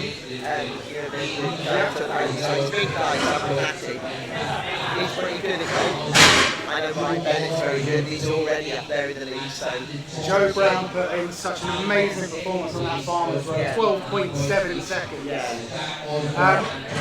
Do you have any inkling what sort of times we might see on this sort of yoke carry? It's a difficult one because it's so heavy. So once they get moving, I think they'll pick up a reasonable pace. But what do you reckon, 8-9 seconds? Yeah, I think there'll be a few fast guys. I think Ryan Bennett will be very fast. He's good at yoke. Very good at moving events all round anyway. But yeah, I think it will be around maybe 8 to 10 seconds would be a very good time. It's Harvard's rowing, so there's an interesting debate obviously on that Farmers again, standing down the end, and was watching that point of people seeing who put the Farmers down first, but actually break line. So Ryan did it. I actually thought I had Ryan down as winning that because simply put, once you go down to the hold everything down, break line, and on a yoke, you have to have that fine balance of coming in and you want to almost swing it onto break the line, but don't drop it early, because there's nothing worse than dropping it, a couple of inches short, having to re-pick the yoke and move it that way anyway. Yeah, I think a lot of people don't realise how technical a yoke is. It looks like you just pick it up and move it, but there's so much more that goes into it. Yeah. Well, I was going to talk about the positioning of the crossbar, because obviously that comes into play, because the higher you have the crossbar, the higher the pickup, the less distance clearance you have to get off the floor. But then that comes with the risk of the feet digging into the floor, whereas a lower crossbar gives you more clearance, but the pickup can be a bit more taxing. When it's this sort of weight, which way would you guys kind of lean, or do you have kind of the same for no matter what the weight? For me personally, if it's lighter, I will drop it lower, pick it up, because I'm going to be moving forward with it and it's likely to get a bit more rock. When it's heavy, you don't want to be picking it up too much. But equally, when it's really heavy, it does feel like it compresses you by about 6 inches. So what might be outside when you pick it up empty, you go, oh, it's comfortable, because you can shrug it up almost. And then you seem to pick it up and it's clearing by an inch and it's nothing worse than that. 100%. It's like finding the sweet spot, isn't it? Like you say, for a lighter yoke, often you want a bit more movement, so you can kind of be a little bit less technical and allow for a bit more of a swing. When it's a heavier one, it's heavy anyway, so you don't want to be picking up extra clearance. And at the same time, like you say, you're going to shrink a little bit when you're moving, so it's a bit of a trade-off. It is a bit, so whilst you're kind of squatting it up, if you like, and doing that, as you move, the body has a tendency to start to curve down, so as your back goes forward, that yoke's dropping instinctively, you just don't want to clip. It's just the words really never, when you just clip one, and it starts to get a bit more off on. And I mean, when you ever do a car carry, when the wheels touch, and you bounce, and then you start doing some weird breakdancing thing with the car on the back. So this is really a weight and a distance that you don't want to have to drop. You don't want to pick that up. Because 1,000 pounds picking that up more than once, that's gonna be really taxing. And I mean, these guys have already had a taxing day already with the max log, the very heavy deadlift for reps, the Farmers. I think Jamie Butler from Wales is almost ready to get started. So Jamie's he's a big, solid lad. I mean, his legs are like tree trunks. They are massive. I feel like he's going to fill that yoke frame. But he struggled quite a bit on the moving. I'm not certain whether the moving that was because of his grip or whether it was just actually fatigued quite a lot, because he got 3 deadlifts out and he did really well on that. So Jamie Butler just getting under that yoke. 60-second time limit, but hopefully these guys won't need to use it. And Jamie Butler is off. Should be a strong finish for Jamie Butler. And gets it. What was that about? 10 seconds, something like that? We will get the official time Yeah. 10.64 So I think, seconds. yeah, I think we're right with like Brian and that maybe about 8 seconds or so. It's a good benchmark. It did kind of look from where we were sat, the weight was pulling him to the side ever so slightly. Yeah, he definitely had a tilt on him, didn't he? He had quite a bit of clearance as well, which helped us allow for that a bit more. I think generally speaking, once you get up and moving, but a lot of people really take that time to get up and brace before they go. And that's that confidence. If you can get up and move like fast and brace as you go, that'll take so much time. I wonder if anyone will start with a split stance in this sort of weight. I mean, if it was a lightweight, you definitely have most people start with a split stance going straight into their stride. But I'm the same with farmers. I always start split stance, irrespective, because I find when I turn, I'm always in split stance. So if I can start in that, I'm used to it when I do the turn. So I've not tried that on the Yoke yet. I've only just taken them up. We've got Alex Ferry coming up, lifts the yoke. Nice and solid there on the pickup. Short steps, but quick steps. Just enough clearance off the floor, nearly at the finish line. And just to get it over. I think, and say Alex is probably one of the smallest guys in it. And say like, I mean, he's obviously not tiny, but he looks kind of maybe similar to about Paul Smith's size. Compared to most people, he's a monster still, isn't he? He did do well, but you see a different technique because obviously when like Corey, he was taking a lot more choppy little steps to keep that balance. Otherwise, if you take bigger steps, you start to drop quite low. Okay, so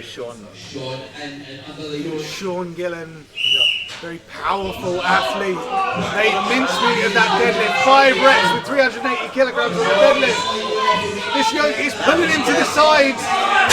Solid finish though. That was a nice run. He looked very much in control there. He did come off at a bit of an angle though. If it had been another couple of metres, he'd have been in the wall. New winner. That was good. 10.16. I was just about to say he walked off. He didn't look particularly happy with what he did, but currently he's in the lead with 10.16 seconds. Well, I know Shane had to do. Was it at OSG last year, Shane? He did OSG Europe. Oh no, so it's England's Strongest Man, I think. Yeah, it's England, yeah. I think there was a yoke there as well, I think. I mean, you can see the loaders having to help each other get the yoke into position. That gives you an idea just how heavy this yoke is. So I think Luke did like a 450 yoke or something for a qualifier. So I'm not feeling like he's going to want to move this around too much. Alright, Shane Nye under the yoke. Got quite high on the Half looking pickup. He's shaking his head. Something perhaps not feeling right. I think he's going to struggle a lot. This is not good for Shane Nye because too many times, do you? Shane Nye did not have a good time on that farmer's carry. We saw him pick up those handles about a dozen times over the course of that run. Yeah, and that is going to feel like absolute agony. Absolute agony, though. Fair dues, he's not quitting. Yeah, I mean that's one thing we did see in the farmers. Shane Nye has got no quit. Because you just don't know what someone coming after him might do. So they say every inch counts, as they say. Exactly. I leave that sentence there. We won't go any further with that. I mean, you can't say that Shane Nye didn't give it all there. The thing is, I reckon you got what, about 4 metres, something like that. I think you'll see. I think generally for yoke, especially as it's heavier and heavier, suits the heavier person. Where it's if you've got a wider, thicker core, you can stabilise him so much more. Where Shane's a bit lighter, I mean, he'd probably fly with something a lot lighter compared to some of the big boys, but it's a trade-off. It is that balance, isn't it? It's like you reach a certain point, which is that tip over where people see it and they go, like, just having that wide shoulder, even that alone can make a difference, but having more of a solid stature all the way down can make such a difference to you. 100%. I'm not sure who the lightest person here is. I'm not sure if it is David. I think he's like 120 something kilos. But I would say very just athletic, though. Yeah. He is really. just to look at him, I would say that Pakulski is probably one of the lightest athletes. So he's coached by Deadlift. Coaches Tom Stockton. Right. Yeah. So pretty certain he's still coached by Dan. He certainly was earlier in the year and stuff. He's a really good athlete. I think he gets frustrated with himself. David. Yeah. I remember competing against him years ago. I think we were both 18 at the time. And he was a monster. He looked about 30 years old at the time. We've got Joe, the Animal Oliver. He had a great run on the Farmers, but the times were just so quick, so he's going to be looking to make up some time here. He's up in second or third place at the moment, something like I think overall, yeah. So he's going to be hoping for a quick run. That was a heavy pick up off the floor. He's keeping that moving. Just keep moving.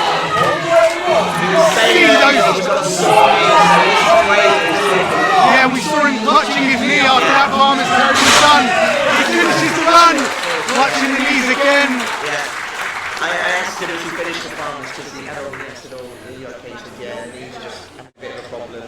So that was brutal. You can see 17.75 seconds. It's so the I think he's going to need an action song.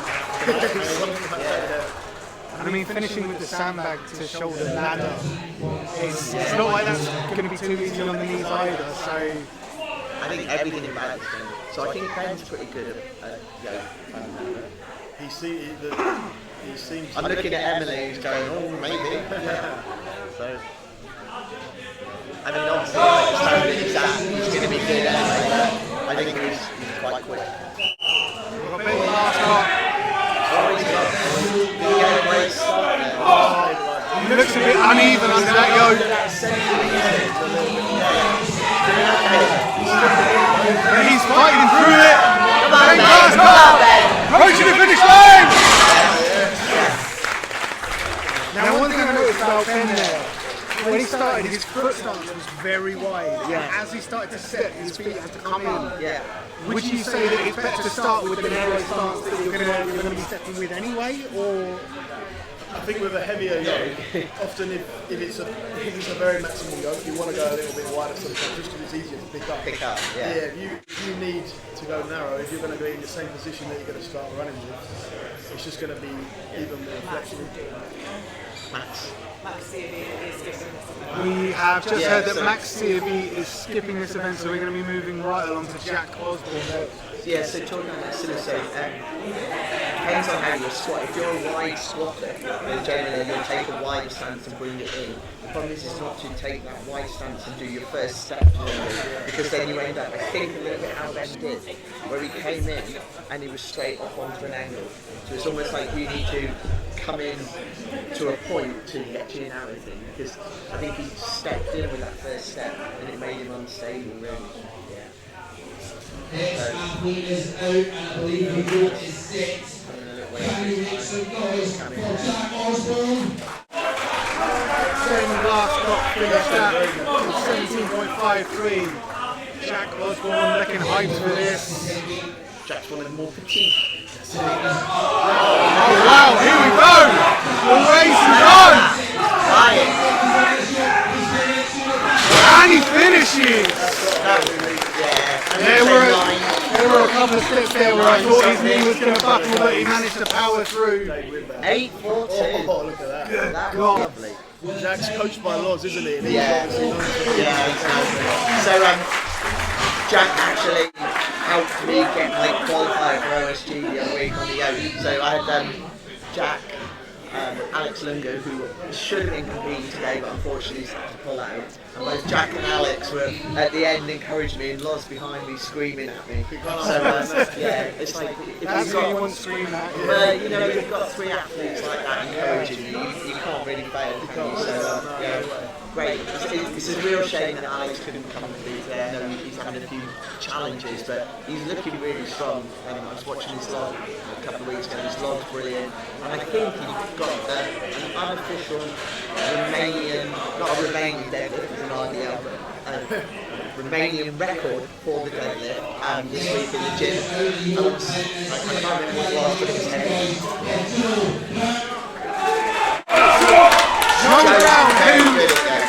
Sort of surprised everyone, I think, on that Farmers. Coming out first on his own, 12.7 seconds. Winning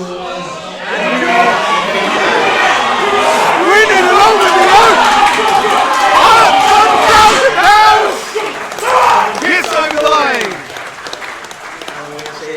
We are going to wait to see what the official time is, but notice Joe Brown there wearing lifters, doing the Yoke. So this is a Josh Lancaster. It's a Josh Lancaster thing. Moment. I have to hold my hands up and say, ever since Josh Lancaster did that blitz of a run at the Kaos Classic, I myself started wearing lifters. And you always just look at that. 8.71 seconds. 0.3, 8.71, 0.3 behind Jack. But Joe Brown there, limits that he's just behind. But yeah, I mean that was the whole lifters. Now I'm having a real craze because I am one of those people that when I pick it up I start to tilt forward.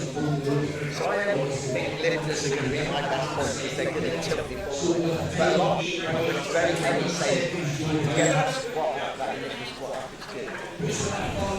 And they're very flat and very solid, aren't they? Yeah, I mean I've never tried it myself, but obviously I think it also depends on the lifters. So I wear tier lifters, which are great to actually move it. They're fairly flexible, they've got a really flat wide foot. I wouldn't fancy trying it, for example, in the night.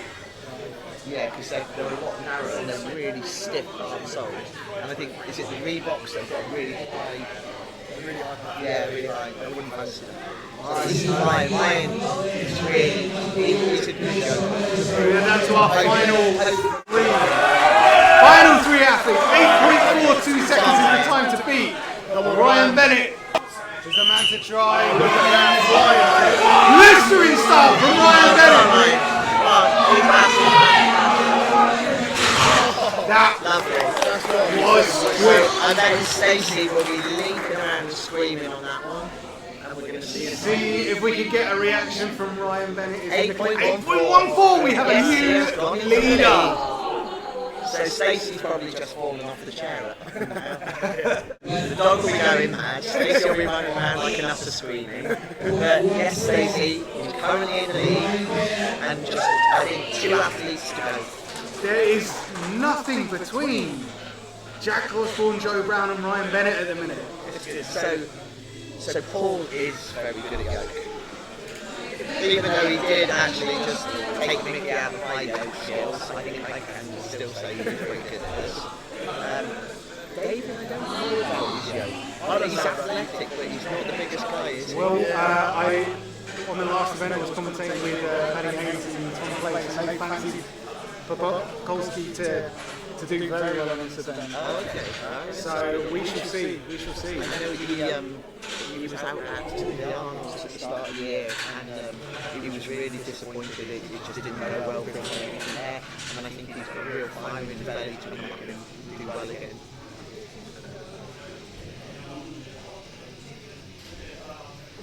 Well, what a statement it would be to make the podium at a competition such as this. Yeah. It's notable now though, isn't it, seeing the difference when you've got big guys who are stacked and strong but not so great. You've got that kind of intermediate where like Brian Hedge stuff. I mean, he's a big guy, but his movement events are really good. Yeah. And then you've got Paul who's just, looks like you should be doing your plumbing, but it's actually just going to come in and smash it out. Right. Paul Smith is going to be looking for a very good time. Okay, what do we reckon? We reckon he's breaking the 8 seconds. That was a fast time, 8.14 is fast. So he's going to have to go sub 8 seconds to get this. I think you said it earlier, he's very athletic for the size he is. Yeah. Jumping all sorts. he uses everything he can, He is better to walk on the yoke. Oh, went a little too fast. Having trouble with that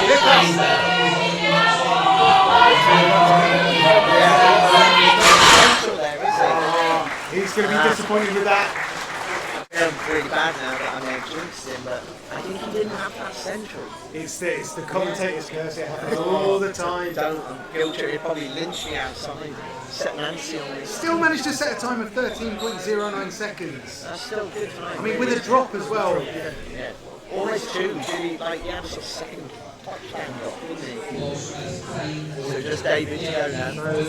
David Mikulski. 8. 6. Okay, we have just heard that David Mikulski has laid down 6 seconds on this run. We have had athletes bold enough to make predictions for their times before, and quite often it has come fast. He's in the middle of it, so that's a good start. So it's a good start. He's in the middle of the end. So here he goes, he's up! He is flying! This could be 6 seconds, but he dropped it! Oh no. Devastating, that was an incredible pace! Oh my word. Oh, the room, the air just left the room when he dropped it. He's still 11 or 12 seconds. I don't know if we can call that the commentator's curse, that was the athlete himself. So, said he was going to do it in 6 Ryan seconds. Bennett extending his lead there. Incredible. Ryan Bennett going into the final event with 3.5 points. 11.85 for David Mikulski there. He was on such a blistering pace for those first 5 or so meters. Look at that Jack Osborne as well. That's cracking. Loz will be happy with that for sure. So that is 4 events out of the 5 done. We have just got the sandbag to shoulder ladder left. 140 kilogram bag, 150 kilograms, 160 kilograms, and 170 kilograms.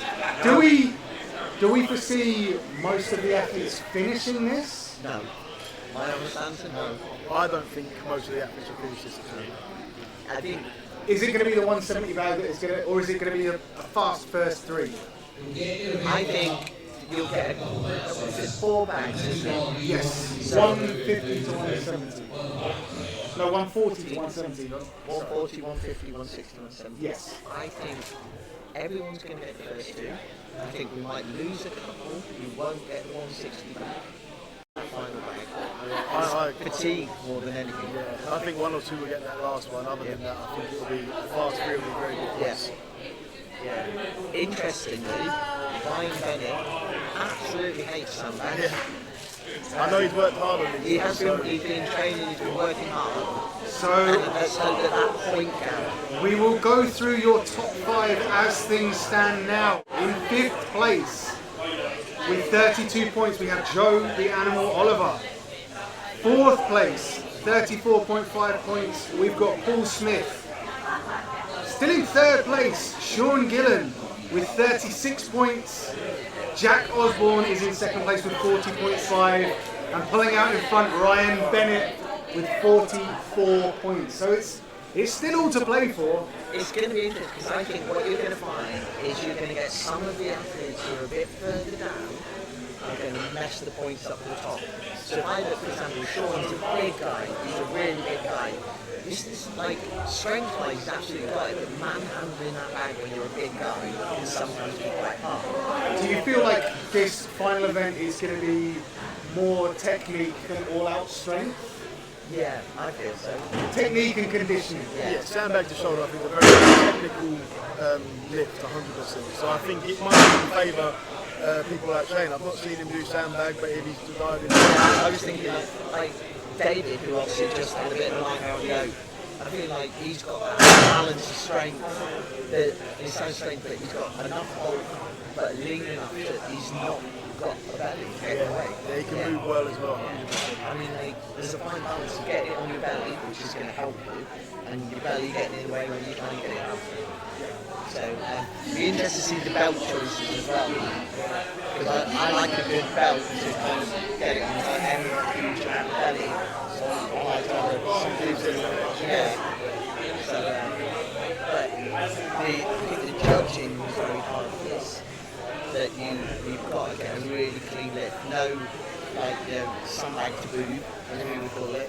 Where it's kind of but when you've got a 160 back, you're not balancing that on your shoulder. Right? It's going to be down your back or down your front. It's so big, it's hard to see it. It's like a body on its own. So. And I think I saw that the 170 bag is in the shell of a 160 bag. They've managed to act it well, yeah. That's a lot nicer that way. If you've got a floppy bag, it is a nightmare to do that. I had at the Arnold's this year, it was a massive shoulder, and I was weighing up on the points of where I was, the injury, and I had a bit of a sore bicep. And the plan had been to go for 100 and 120, and then I realised even if I got 120, I wasn't going to win. But I needed to actually do the 110, and the 110 was the worst. It was a 120 bag back to 110.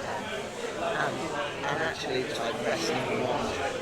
And it kept holding over after, and in the end I thought I would have been easy going for 120, because at least I'd have had something to grip hold of. But it's night and day. So out here we've got the strength register bags. I think they're pretty well packed for weights. So good bags. I think we see that we've just had a score change on the yoke, we just heard. So I think Joe Brown was initially given a penalty, which has since been removed. So that puts Joe Brown, he actually took second place in that yoke event with 8.21 seconds. So is he giving that because they said he slid in at the end? Yeah. Okay. It did, from here you could kind of go, oh, it looked a bit slide, but we can't see the line. Yeah. Okay. That was nice. Joe will be really ecstatic with that. That's huge. Yeah. That's huge. And what's that? Has that changed the overall points at all? I don't know if it's had too much of an impact on the overall I think it has, standings. it has. It's given Ryan now 4.5 points rather than 3.5 points. Because Jack is down 39.5 now. Yeah, so Ryan Bennett's got a little bit more of a cushion. Yeah, so Ryan should go and thank Joe for that. Right, so we are going to take a quick commercial break, and then we are going to be back with your final event of the day. This has been such a quick competition, 3 hours, and we're on the final event, the Sandbag to shoulder medley. Don't go anywhere.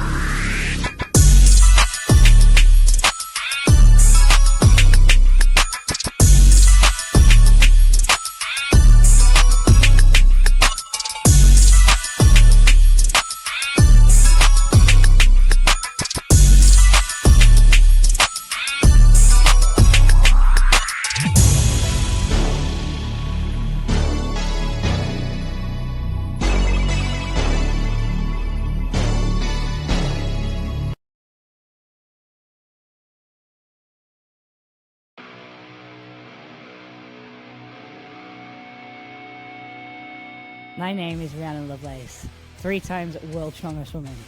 I've held the deadlift record since 2017. In that time, we've taken it from 180 to 282, and I've learned a little bit about deadlift suits. And this is my deadlift suit.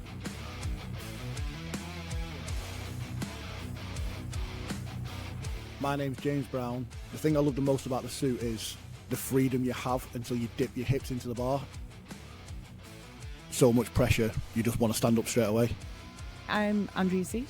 I'm a pro strong woman in Masters category. I'm Britain's strongest natural woman. I'm excited to try using a suit for the first time to see how I can step my game up. My name's Aidan McAleavey. I finished second at Static Monsters World Championships in the under 105 class last summer. The ability to just put the suit on and go rather than having to be really cranked into the suit. Hi, I'm Claire Myler and I'm the world's strongest woman over 50. So what I love about the deadlift suit is it just feels very different to anything else I've tried, and it feels like it gives you really good compression all the way up.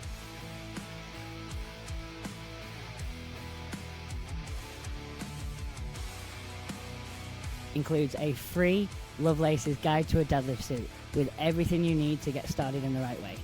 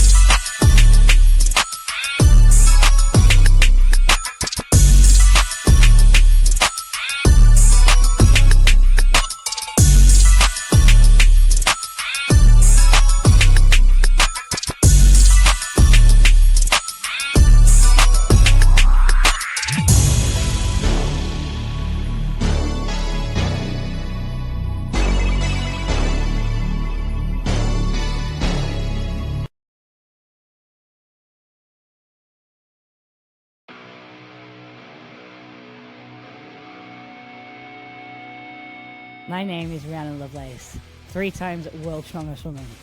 I've held the deadlift record since 2017. In that time, we've taken it from 180 to 282, and I've learned a little bit about deadlift suits. And this is my deadlift suit.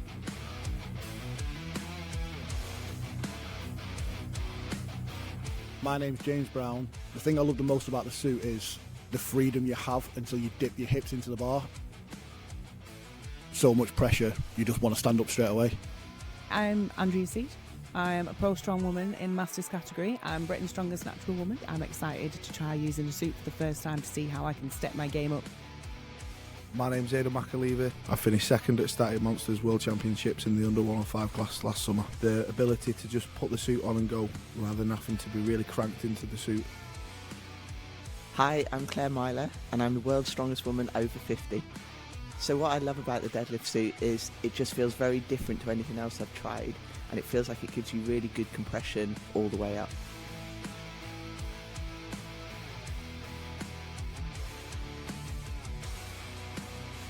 Includes a free Lovelace's Guide to a Deadlift Suit with everything you need to get started in the right way.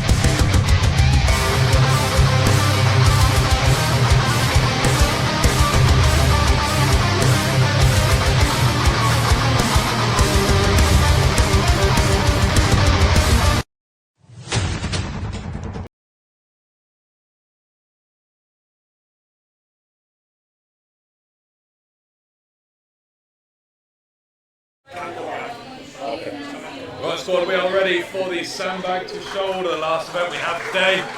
Ollie, you a bit of a Sandbag shoulder themed? You a fan? I'm not a massive fan of sandbags anymore at all. No, I know. I just blame that I've got a long distance to carry it to, but you'd like this one, wouldn't you? Yeah, this one would have been a good one for me, I think. Right, who do we see? Top 3 in this event then. I'm looking at Joe Brown, I think, is going to have a good one here. Ben Glasgow. Yeah, Ben can probably like hypermobile just underneath him, like from his... I think maybe Jack Osborne, but Ben and Jack. I think Ryan will do well as well. Ryan, it's been a hard event for him, but he's worked hard on this. So I think he's lucky to have that 4.5 point buffer as well, so he's got a bit of room. Jack just needs to come out and give us everything, don't he, really? I think it would mean a lot for Ryan to win this. Obviously being injured. Yeah, he's had a few setbacks. So I hope Ryan wins. Just so everyone's aware at home, Zach Hill and Max Early are not doing this event, so I assume we're starting with Alex Ferry. Again, he was a complete unknown, I have no idea. I've only seen him compete once, about 2 weeks ago. Very strong lad, he's only, is he 21? 22. So, I mean, going in with a 140, 150, 160 and 170, I mean, I don't know about you, but a couple of years ago there weren't many people shouldering 140 bags, so to have that at the start...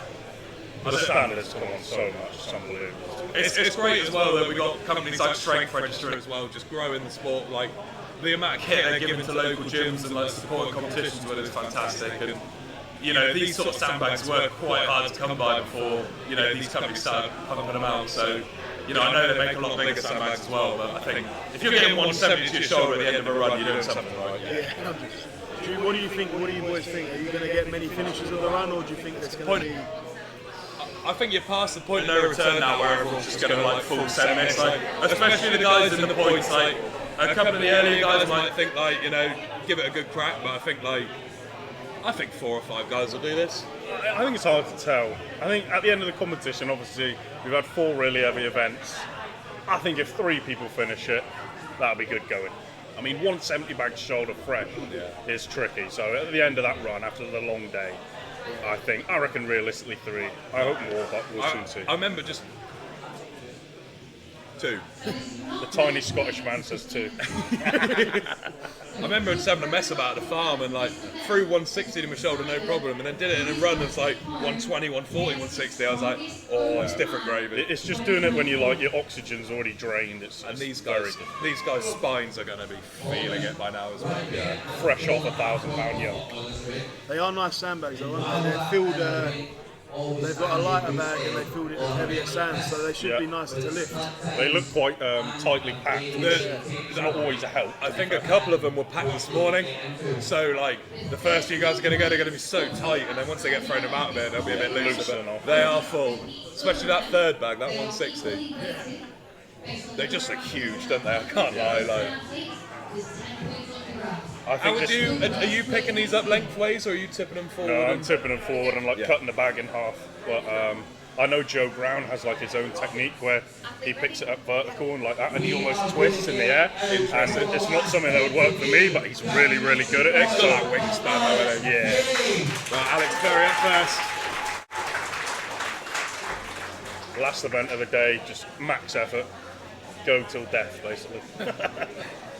So is Alex to be 11th overall? So, you know, good showing on this. It'll get him up the points a little bit. It's quite close in the sort of middle half there.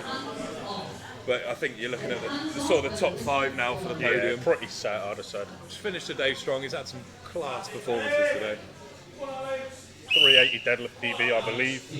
180 log, you know, and he's in last place, which is very unfair, and he's really. Just about finished his GCSEs. Yeah. Good first bag from Alex. Didn't look any challenges there. He's going with the vertical pickup. Yeah, go on, Al, come on. Easy enough on the second. It looks nice where they're a bit fuller. When you get it to the shoulder, it sort of balances. Up, yeah. If it's saggy, you've got to really work to get on that shoulder. Yeah, I bet you do. Struggling a little bit on the third. Look like the grip there. Needs to get right underneath it. He just looks like a very fatigued man right now. Come on, Alex, let's get this. That's a better pickup. What's he got left? Come on, Alex. On the knees. Working it up. He's going to get it. He's going to get it. There we go. There it is. Lovely rep. Will he attempt one? I think he'll leave it there. I think he's had enough. I mean, to do that at 22 years old, that's pretty special, man. He's definitely got a lot of potential. But on all the events, he's there or thereabouts. It's just time. Yeah, and it's just being against a field like this. Like, you could have the best day of your life, which he probably has. Yeah, but he's still, you know, with the 2 pull-outs in last position. It's interesting, you know. We said it's like a younger field as well, but it's the older guys are the ones that are sort of hanging on. Yeah, just shows the experience of these guys. Experience is worth so much in strongman. It really is. Zach's one of your guys, isn't he, Ollie? And like you see him come out the gate like absolutely mad. So he gets very aggressive, very hard up. That's what he needs. He's only done 2 comps, so he needs a bit more. This is what I mean. That's what Tom said that last time. So I couldn't believe it. Good event for Shane? I'm not sure actually. I would say it would suit him maybe a bit shorter. He might be able to flip it up onto his shoulder a bit easier, but. I think Shane's had a good showing today as well. Obviously, crazy heavy comms. Oh, vertical pick. First bag, pretty comfortable. Yeah. I haven't seen many pick them up like that, to be fair. Out of all the events, this is the one I've seen the least training videos of. So. Oh, nice. But Shane's going through them pretty easily. This man has done more deadlifts than anyone today as well. A 20 rep set of farmers. Yeah. Come on, mate. Shane's working through these nicely. Struggling a little bit here in the midsection. It's that grip again. That's it. There it is. It's just that lower back and glutes is so fried. Come on, Shane. Come on, mate. Can't give up on his Come on. Yeah. Finish that one. Come on. He's got it. That 160 looks like a different kettle of fish where it's so tight. I don't think he's going to get the last one here. Fast 3. Okay. That was, as Ollie says, it's probably the fastest of 3 so far. But I mean, all these guys, they're putting pressure on the top guys because, like, you need at least 3 quick now already. Yeah. Like, everyone is still going for it, which is good to see. Like, no one's just like coming out for the sake of it. Everyone's still giving it everything. Something like this is like Yoke as well. It's easy to make a mistake. Forward, you can lose the bag. So it's. Well, I spoke to Ben about this event earlier, and he said he's very, very confident that he will finish it. So, no pressure, Ben. Just getting him to say how he wants as well. It looks well trained already. Like, just that bit of experience shining through, you know. Put the sandbags how he wants them. Ben's had another bloody good day today, so if he can finish strong here, he'll be Ben's on absolutely buzzing. fire at the moment. That's it. First bag easy. No problem. Good. He looks like he's confident to finish because he looks like he's taking his time. Saving his energy. Yeah. Rather than blasting through. So nice, Ben. Yeah. He's looking good so far. Probably the easiest out of everyone that's gone. So this is the one that's been challenging people. Such an easy pickup. Lovely pick from Ben. Go on, Ben. That's it. Comfortable lift. He's got this. He's got loads of time. Ben can get this. I don't know if you can hear, but the crowd is going absolutely mental at this. So come on, Ben. This will be absolutely huge. Easy 15 seconds. Oh, he's gonna get it. Go on, Ben. Gotta be quick. Gotta be quick. It's on his chest. Come on, Ben. Come on. Nearly there. Quick now. Work it up. Steady. Oh, did he get that? Very lucky to get that, in my opinion. That was the best sandbag to chest I've seen all day. Oh, Ben, that was... I hope he gets it, but if I was a referee... I think they've just given him the full time limit, are they? Yeah. Well, that's the benchmark set for the top guys now, so... I mean, Ben's incredibly fit, and he looked like he was flagging there, Yeah, so it didn't it just look shows you how difficult it is. That was an absolute buzzer bit. They've just given him full time, and rightly so. Like, Ben needed that though. Ben, he's done a great job today, so he'll be happy to finish strong on that. He can go home now and have a bath and some food, and he'll be happy. But knowing Ben, he's probably got 400 kilo for reps or something tomorrow. Like, on the form he's on. Joe Brown up next. I think this is a good event for him. So he might be looking to challenge Ben Glasscock's time there. The guys who've come into this show are so big as well. Joe looks bigger than I've ever seen him. Yeah, Joe looks big. He looks absolutely not. The sandbags don't look big anymore. The Midlands Buddha. So again, he had air time on that first bag. Easy first bag. So again, horizontal picks. He's got the wingspan for it. He has a very unique technique where he almost drops underneath the bag. Works very well. But he's literally throwing these bags around. You can hear his coach in the background, who's actually our coach as well. Go on, Joe, let's get this up, buddy. Show's extension. Easy. Still looking easy.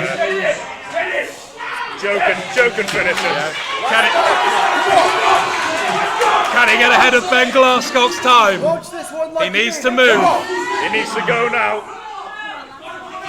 Come on, Joe. 15 seconds left. He needs to get this. It's going to be tight. Oh, it looks like he's run out of energy there. Cramp in his calf.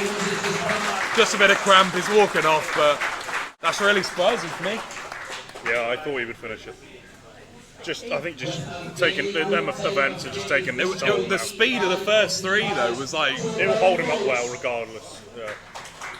So he is the fastest of the guys that have done 3 bags. Yeah, by quite a margin. By quite a margin. Yeah. Up next is David Pekulski. No, it isn't. Try again. Is it not? Jamie Butler. I mean, they look similar, right? Oh, yeah. Basically twins. I have no idea about Jamie on this one. I know he's an absolute animal, but I think it'll be the fitness rather than... I think so. I think this sort of suits the sort of, not skinnier, but slimmer build. I think you'll watch him actually throw the first one up like it's a peanut. Yep. Oh my goodness. A very unique technique. Shoulder. Puts it behind his head, which I wouldn't do. Sandbag to top of the head. He's picking them up so easily. Yeah. He has so much power, it's unbelievable. He's not even bothering to spin the bags, he's just getting him over his head. He's just launching it over his head. Yeah. Like you said, it looks like the fitness is catching it's just up. going to be the fatigue at this point for everyone, I think. That's when Paddy said earlier about the conditioning. Even though it's a heavier show, it's still so important. and he is struggling. He's going to need this. Looks like his hands are slipping on the bag a little bit. It's a bit short. Maybe time to look at the grip coach, you never know. Yeah. Let me know if you know a good one. Fat muscle's good. So 2 bags for Jamie. I think Jamie will be disappointed with that one, but again, it just looks like end of the day. It's been a heavy show. Like, this is probably the last thing the guys want to be doing. Like, get this one done. 6 p.m. on a Saturday night, putting a sandbag on your shoulder. Not on the top of things to do, is it? It's a quick show as well. Not many of these guys are used to the fast pace. Yeah. No. It has been a fast pace, which I was speaking to some of the guys outside and they said they prefer, but they were the fitter guys saying that, so not everyone's cup of tea. But I don't know about you guys, but I see David's flying through these. I think fitness will not be an issue for David, I don't think. One of the lighter guys, very athletic.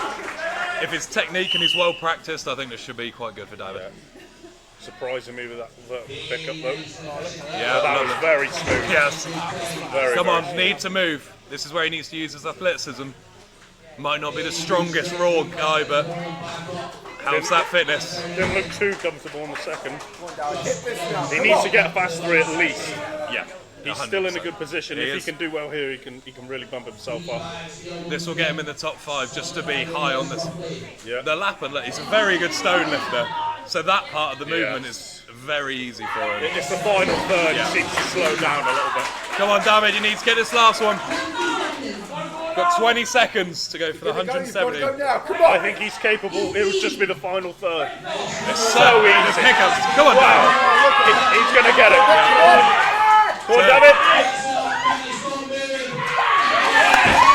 Little hesitation, but that's pulled him right up the score there.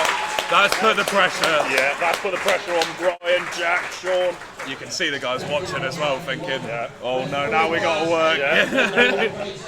54.71 for David, all 5. Taking the lead there. All 4 bags.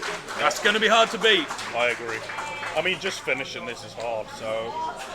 I mean, looking at the scores so far, we've got David in first, Ben second, who have we got now? Joe Brown in third, with a quick 3. If you don't get all 4, you need a quick 3 now. Yeah, for sure. Too many guys have got 3 bags, so... Joe Oliver will really want to put in a good performance here. He's still well within the podium. If Joe can do all 4 bags, you know, in a decent time, he's still well in with a chance of being on that podium. Yeah, most definitely. He said to me earlier that this is a strong event for him, so we'll wait and see. I'm guessing he didn't want the belt. No. Come on, Joe, let's finish strong.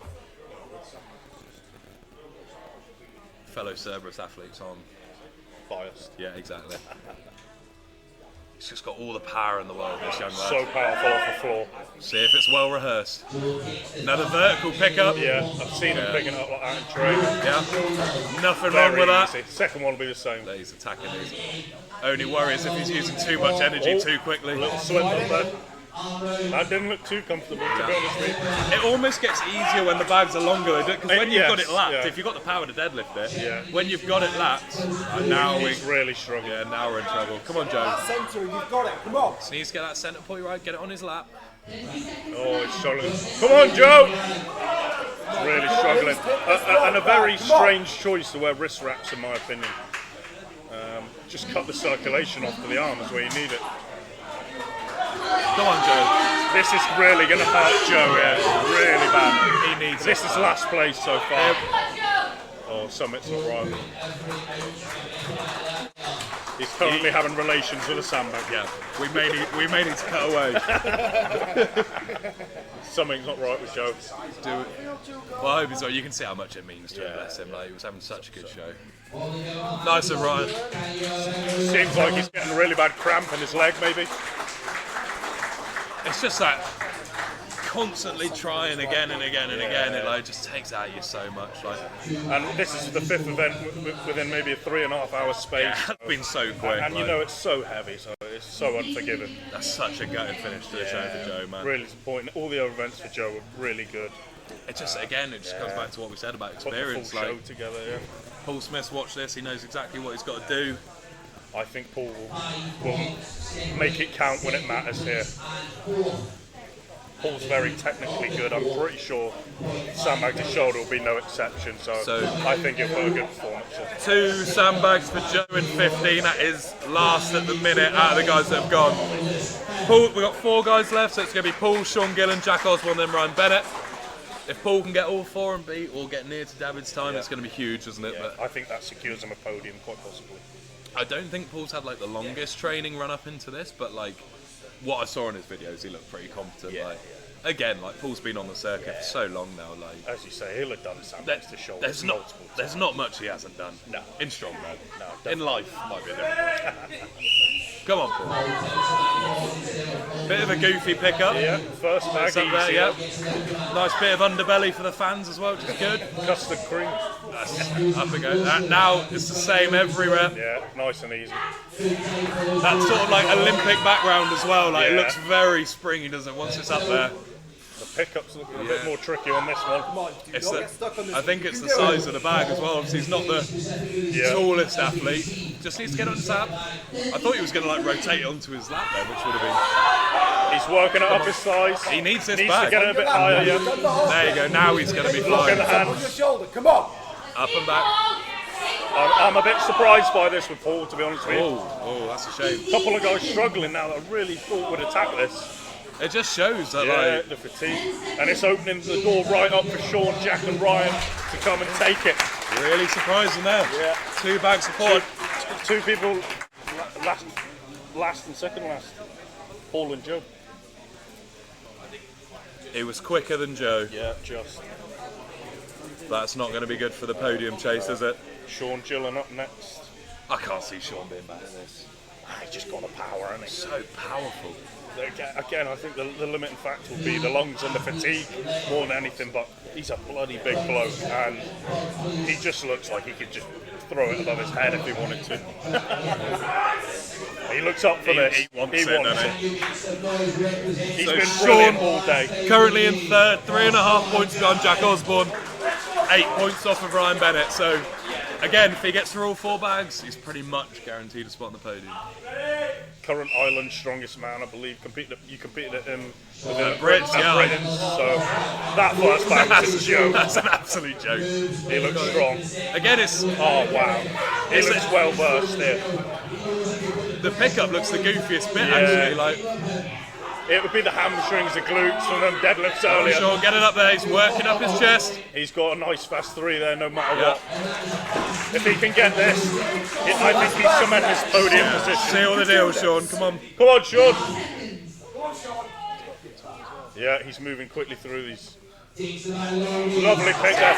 Different technique on the last with one. the big bag, very interesting. Halfway to the shoulder already. He's struggling. He's got hands he needs lower, to get lower, Not today. Yeah.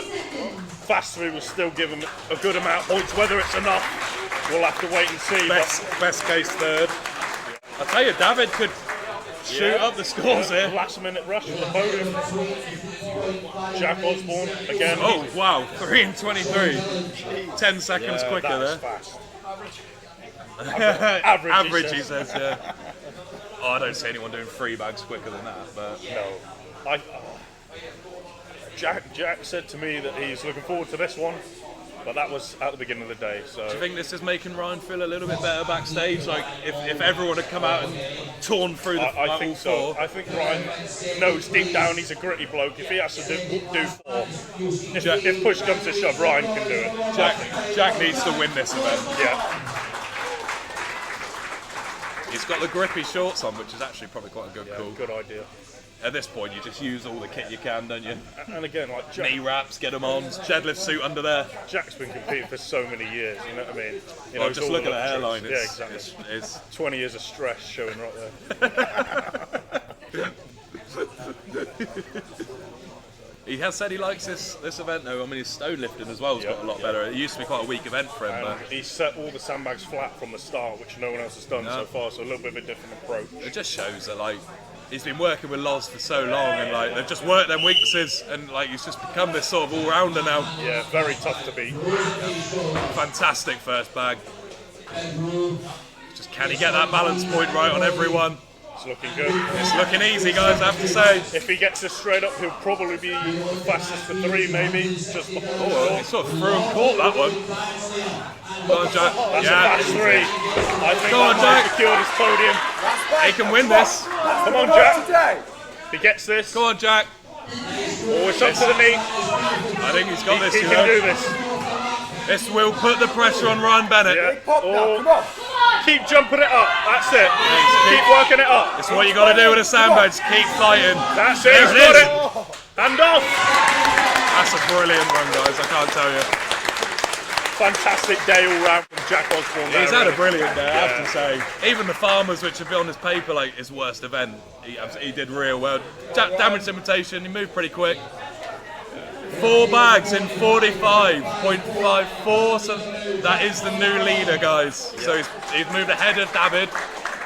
That's put the pressure on. Yeah, Ryan's got to How's Ryan feeling, I think he's, like I say, he's worked very hard for this event. It wasn't a good one for him in the past, but he's drilled it and drilled it, so I think he's going to do well at this. Ryan's such a competitor though, like, if he has a bad event, I just know, you know he's going to work it, he's not just going to use it as an excuse. He's very well rounded as well, so...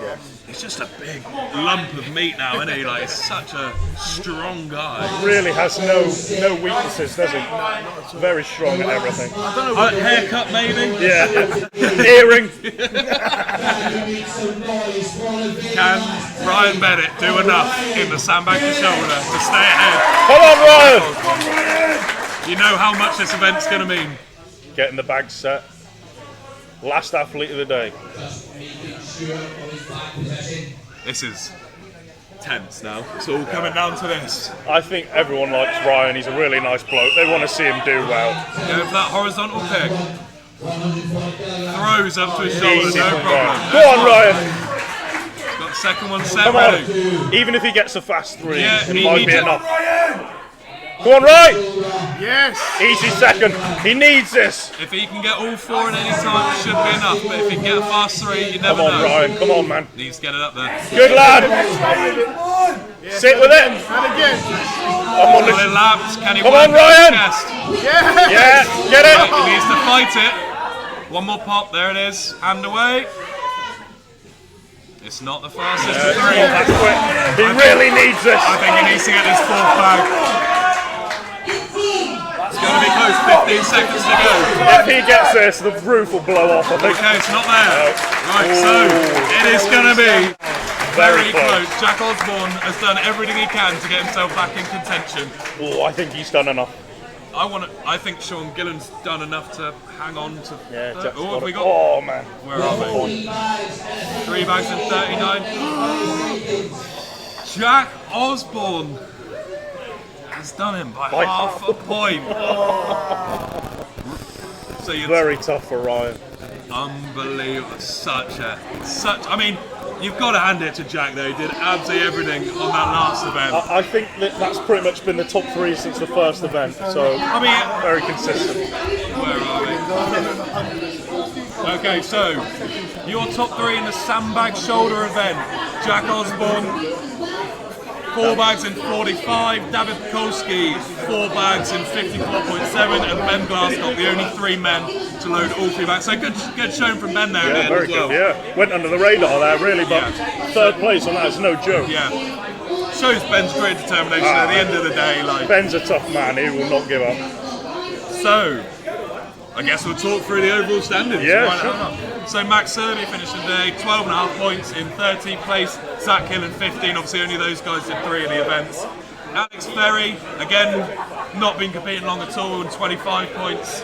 Shane Nye, 27.5 points.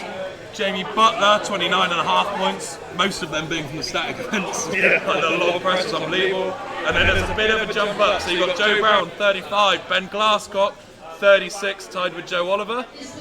36, so I'm guessing has done him on countback. Yep. And then you've got top 5, Paul Smith, 39.5. David Pekulski brought himself right back into it there. If he can get his static up just another 10%, he will be an absolute monster. The Paddy Haynes effect there. Yeah. 42.5. Sean Gillen taking 3rd place, amazing show from him. He's just been, I mean, how consistent has he been all day? Very good, very 46 points. Ryan Bennett, 52. And our winner, Jack Osborne, What an exciting finish that was. Jeez. Very, very hard for Ryan. That half a point to is take really... that on the last event. He knew exactly what he needed to do, and like you've got to hand it to Jack. Like to come out and beat an athletic guy like David, like Jack's practiced that hard clearly, and it's just paid off. Like Jack didn't put a foot wrong all day today.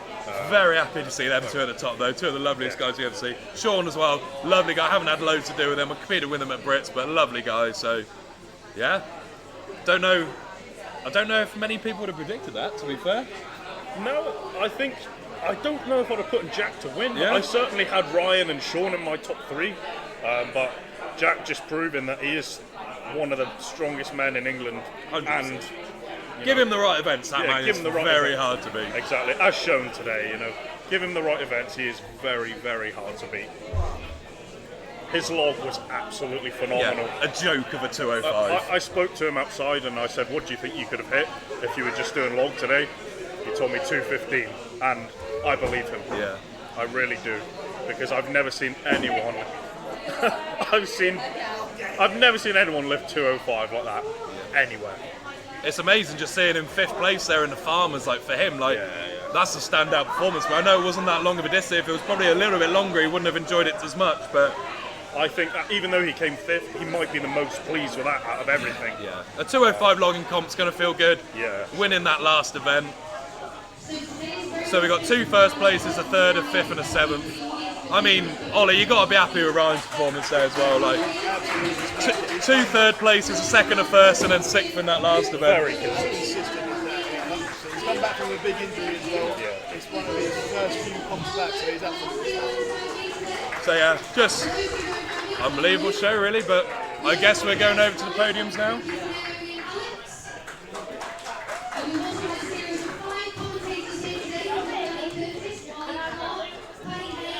Woo! Top place. She doesn't know who he is.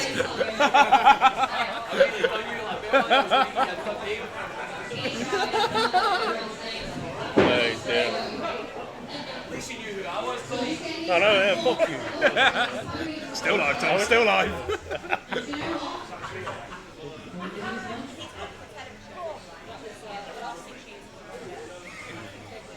Bad do, mate. Bad do, mate. I ain't coming back yet.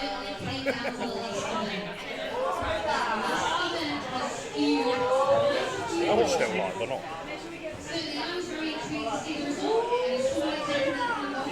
It's worth saying as well, these young guys that are here have got so much potential, it's unbelievable. I think when I was 21, I was about 100 kilo body weight and not lifting anywhere near what these guys are people doing. like Zach Hill and Max Serby, we definitely didn't see all that they're capable of today. Like, both very strong people. Obviously, I'm just unfortunate with the injuries, but it happens. And especially when you're that strong at that age. I mean, Ollie, you're only 19 now, aren't you? I competed in the juniors with Ollie like 9 years ago. That was a time ago, wasn't it? Yeah. Really? Yeah, I think that was my first ever show. Yeah, I think I was like 136 kilos then. Yeah, we swapped. I was about 90. Yeah. Did you win that one? Yeah, I did, yeah. Jack was doing that as well, wasn't he? Yeah, Jack has transformed very much as well, jeez. That's so funny. We're like the last 3 standing out of that comp, honestly. Just shows you how long like people compete with each other. It's no wonder everyone becomes friends, because you haven't really got a choice. Me and Compete Ollie, with each other for years. me and Ollie just swap body weights. Same airlines. At least it's not a mullet. It couldn't. Well, thanks, gents. It's been a pleasure. Yeah. Are we still on? I think we're still on, aren't we? Yeah, we're still going. I don't think we are. I think we are. Thanks to both of you that are still watching us. Abuse each other's hairlines. Okay. Say that. You say it. Go on, you can you read? No. Right, guys, we are going to get the podiums underway very shortly. I think we're going into an ad break now, so Sandbag shoulder is wrapped up. Jack Osborne taking the win and taking the overall win. So hopefully, if this transition is seamless, you guys will be watching some adverts.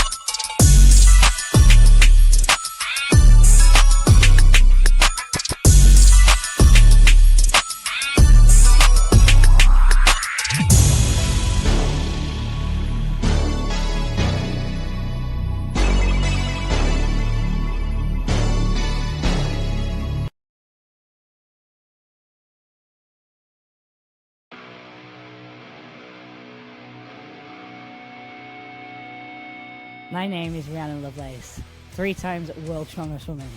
I've held the deadlift record since 2017. In that time, we've taken it from 180 to 282, and I've learned a little bit about deadlift suits. And this is my deadlift suit.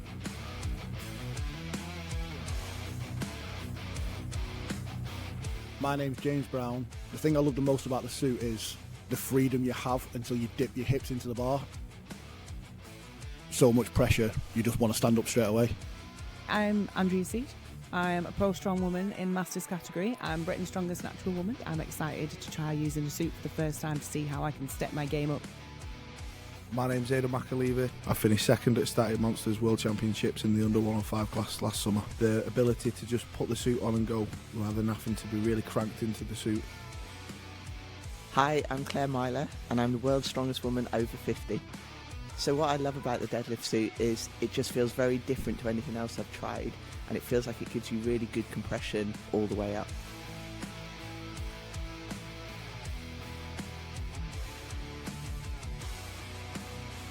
Includes a free Lovelace's Guide to a Deadlift Suit with everything you need to get started in the right way.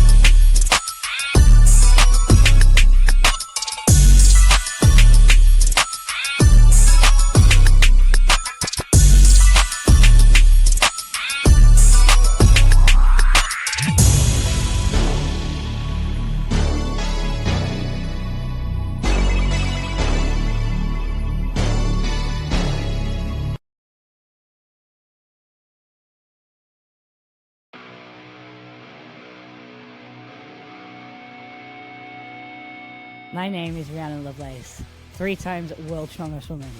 I've held the deadlift record since 2017. In that time, we've taken it from 180 to 282, and I've learned a little bit about deadlift suits. And this is my deadlift suit.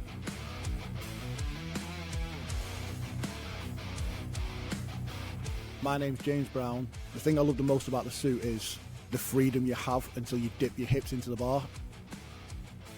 So much pressure, you just want to stand up straight away. I'm Andrea Seat.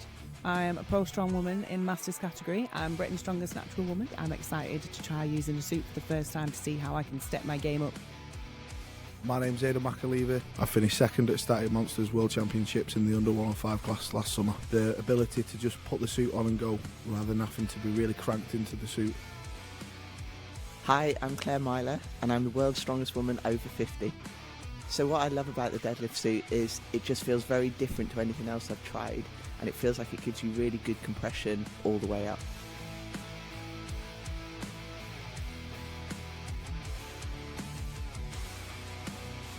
Includes a free Lovelace's Guide to a Deadlift Suit with everything you need to get started in the right way.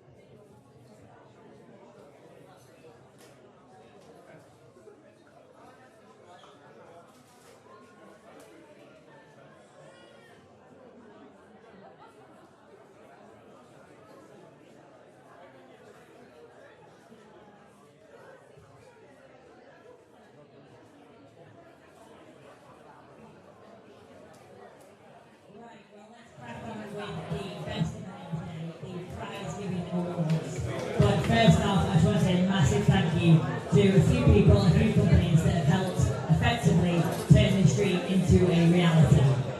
Over this summer, I went to some of the big qualifying heavyweight pro shows, and there were incredible athletes that effectively didn't quite make the cut, and the idea of them just sitting and doing nothing for 12 months and waiting their turn next year, this show needed to happen. The boys really stepped up.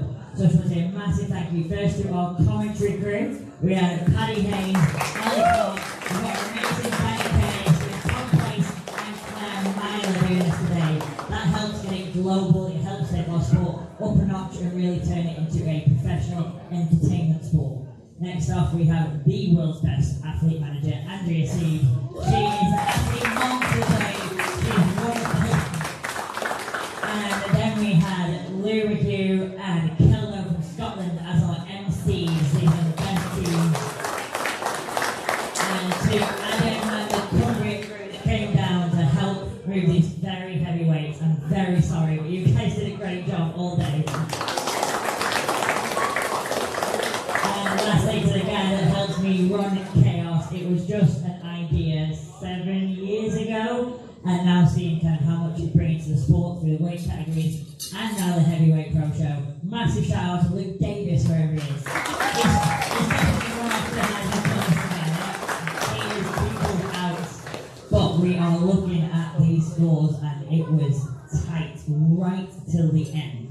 So we're going to get the boys out. We've got prizes for everybody. They get bigger as the and they go on the floor as well.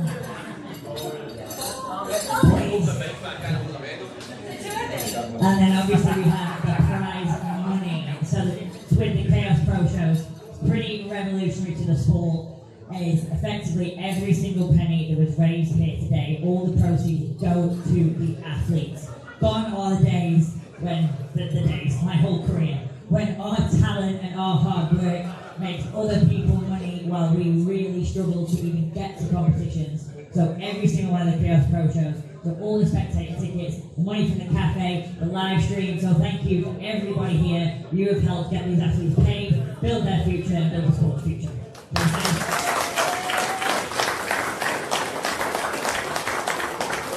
But let's get the boys out. So in 13th place, this was not the performance this guy wanted today. He is young, he has such a huge future.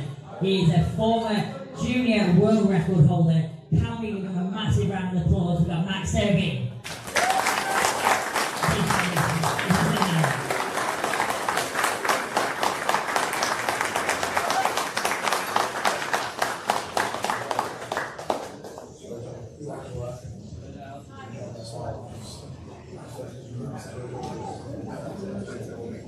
In 12th place, this guy is 21 years old. Really impressed me at the comp, where this comp came an idea. Again, not the show he wanted today. Really hoping he wakes up in a little bit less pain tomorrow. But again, huge future. Remember the name, Zach Hill. Come on, baby. Personal Bill's gonna be nice.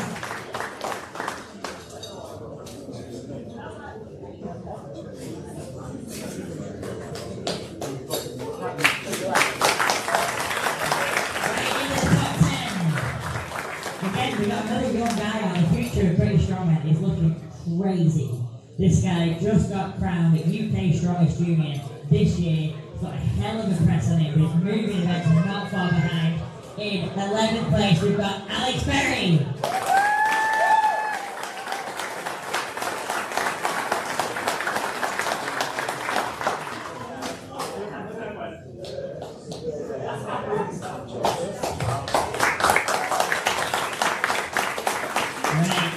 One of my favourite deadlifters in the country. Again, this guy just gets better and better. He will never stop working. This guy is an absolute machine. 10th place, Shane Nye.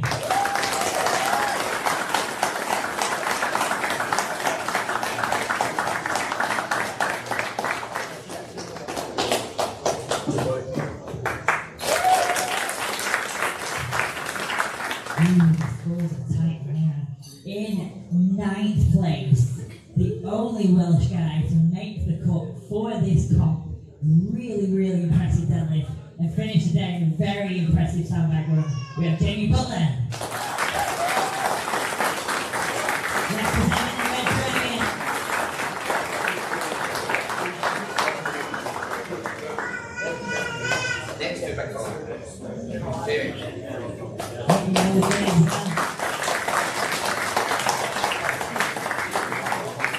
In 8th place, again, this guy will just work and work and work.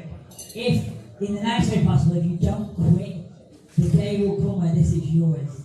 In 8th place, only a point behind joint 6, we had Joe Brown.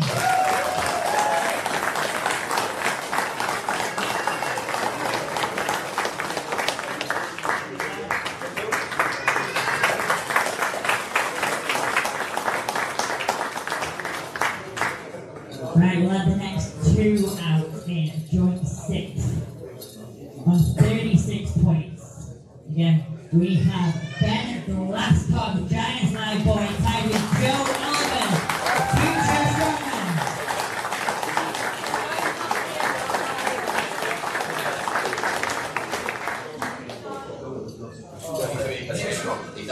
Joe Oliver hasn't gone to urgent care to get that knee checked. We should him all the best. We'll ship his first out to him. But making top 5, very experienced. I'm going to introduce him as the husband of World's Strongest Woman, Shannon Smith. We have Kaos Strongest.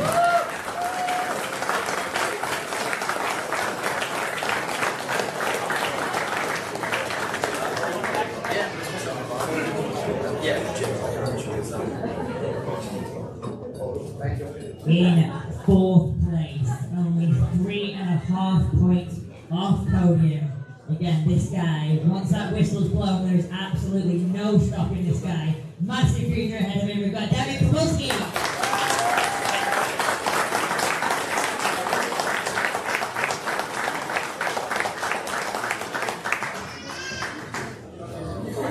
And we're into the top 3.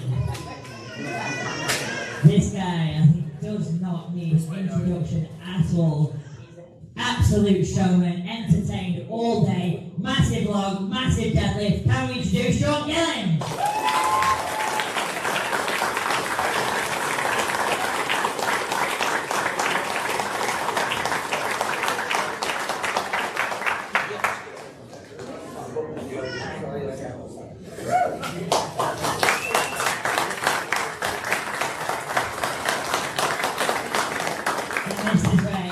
Interesting. So he went into the final event in the lead, gave absolutely everything. But most important is it's nice to see him back in the sport. He's getting better and better. Ryan Bennett!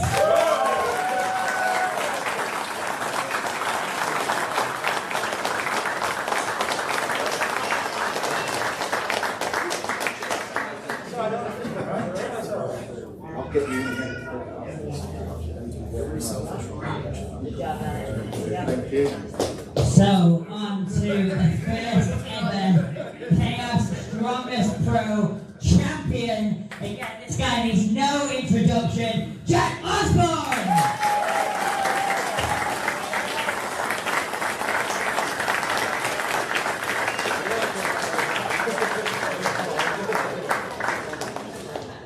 Probably the same place now.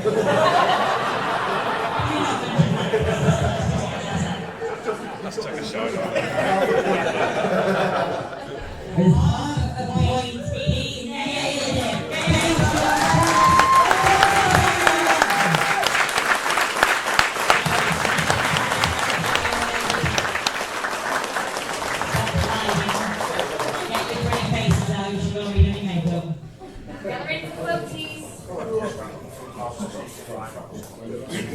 Suddenly they were very shiny.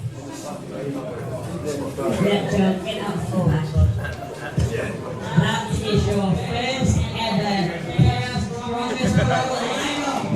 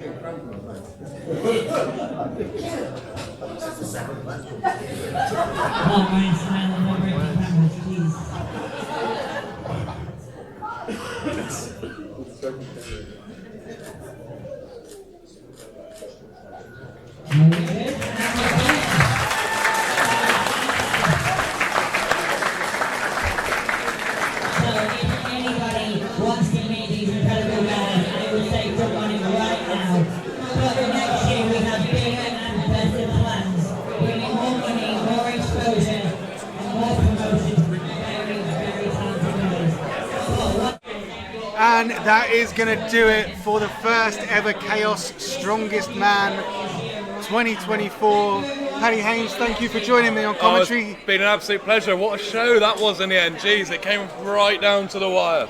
Are we going to see you here next year? We'll see how the calendar's looking, and I do have a bit of FOMO, I can't lie.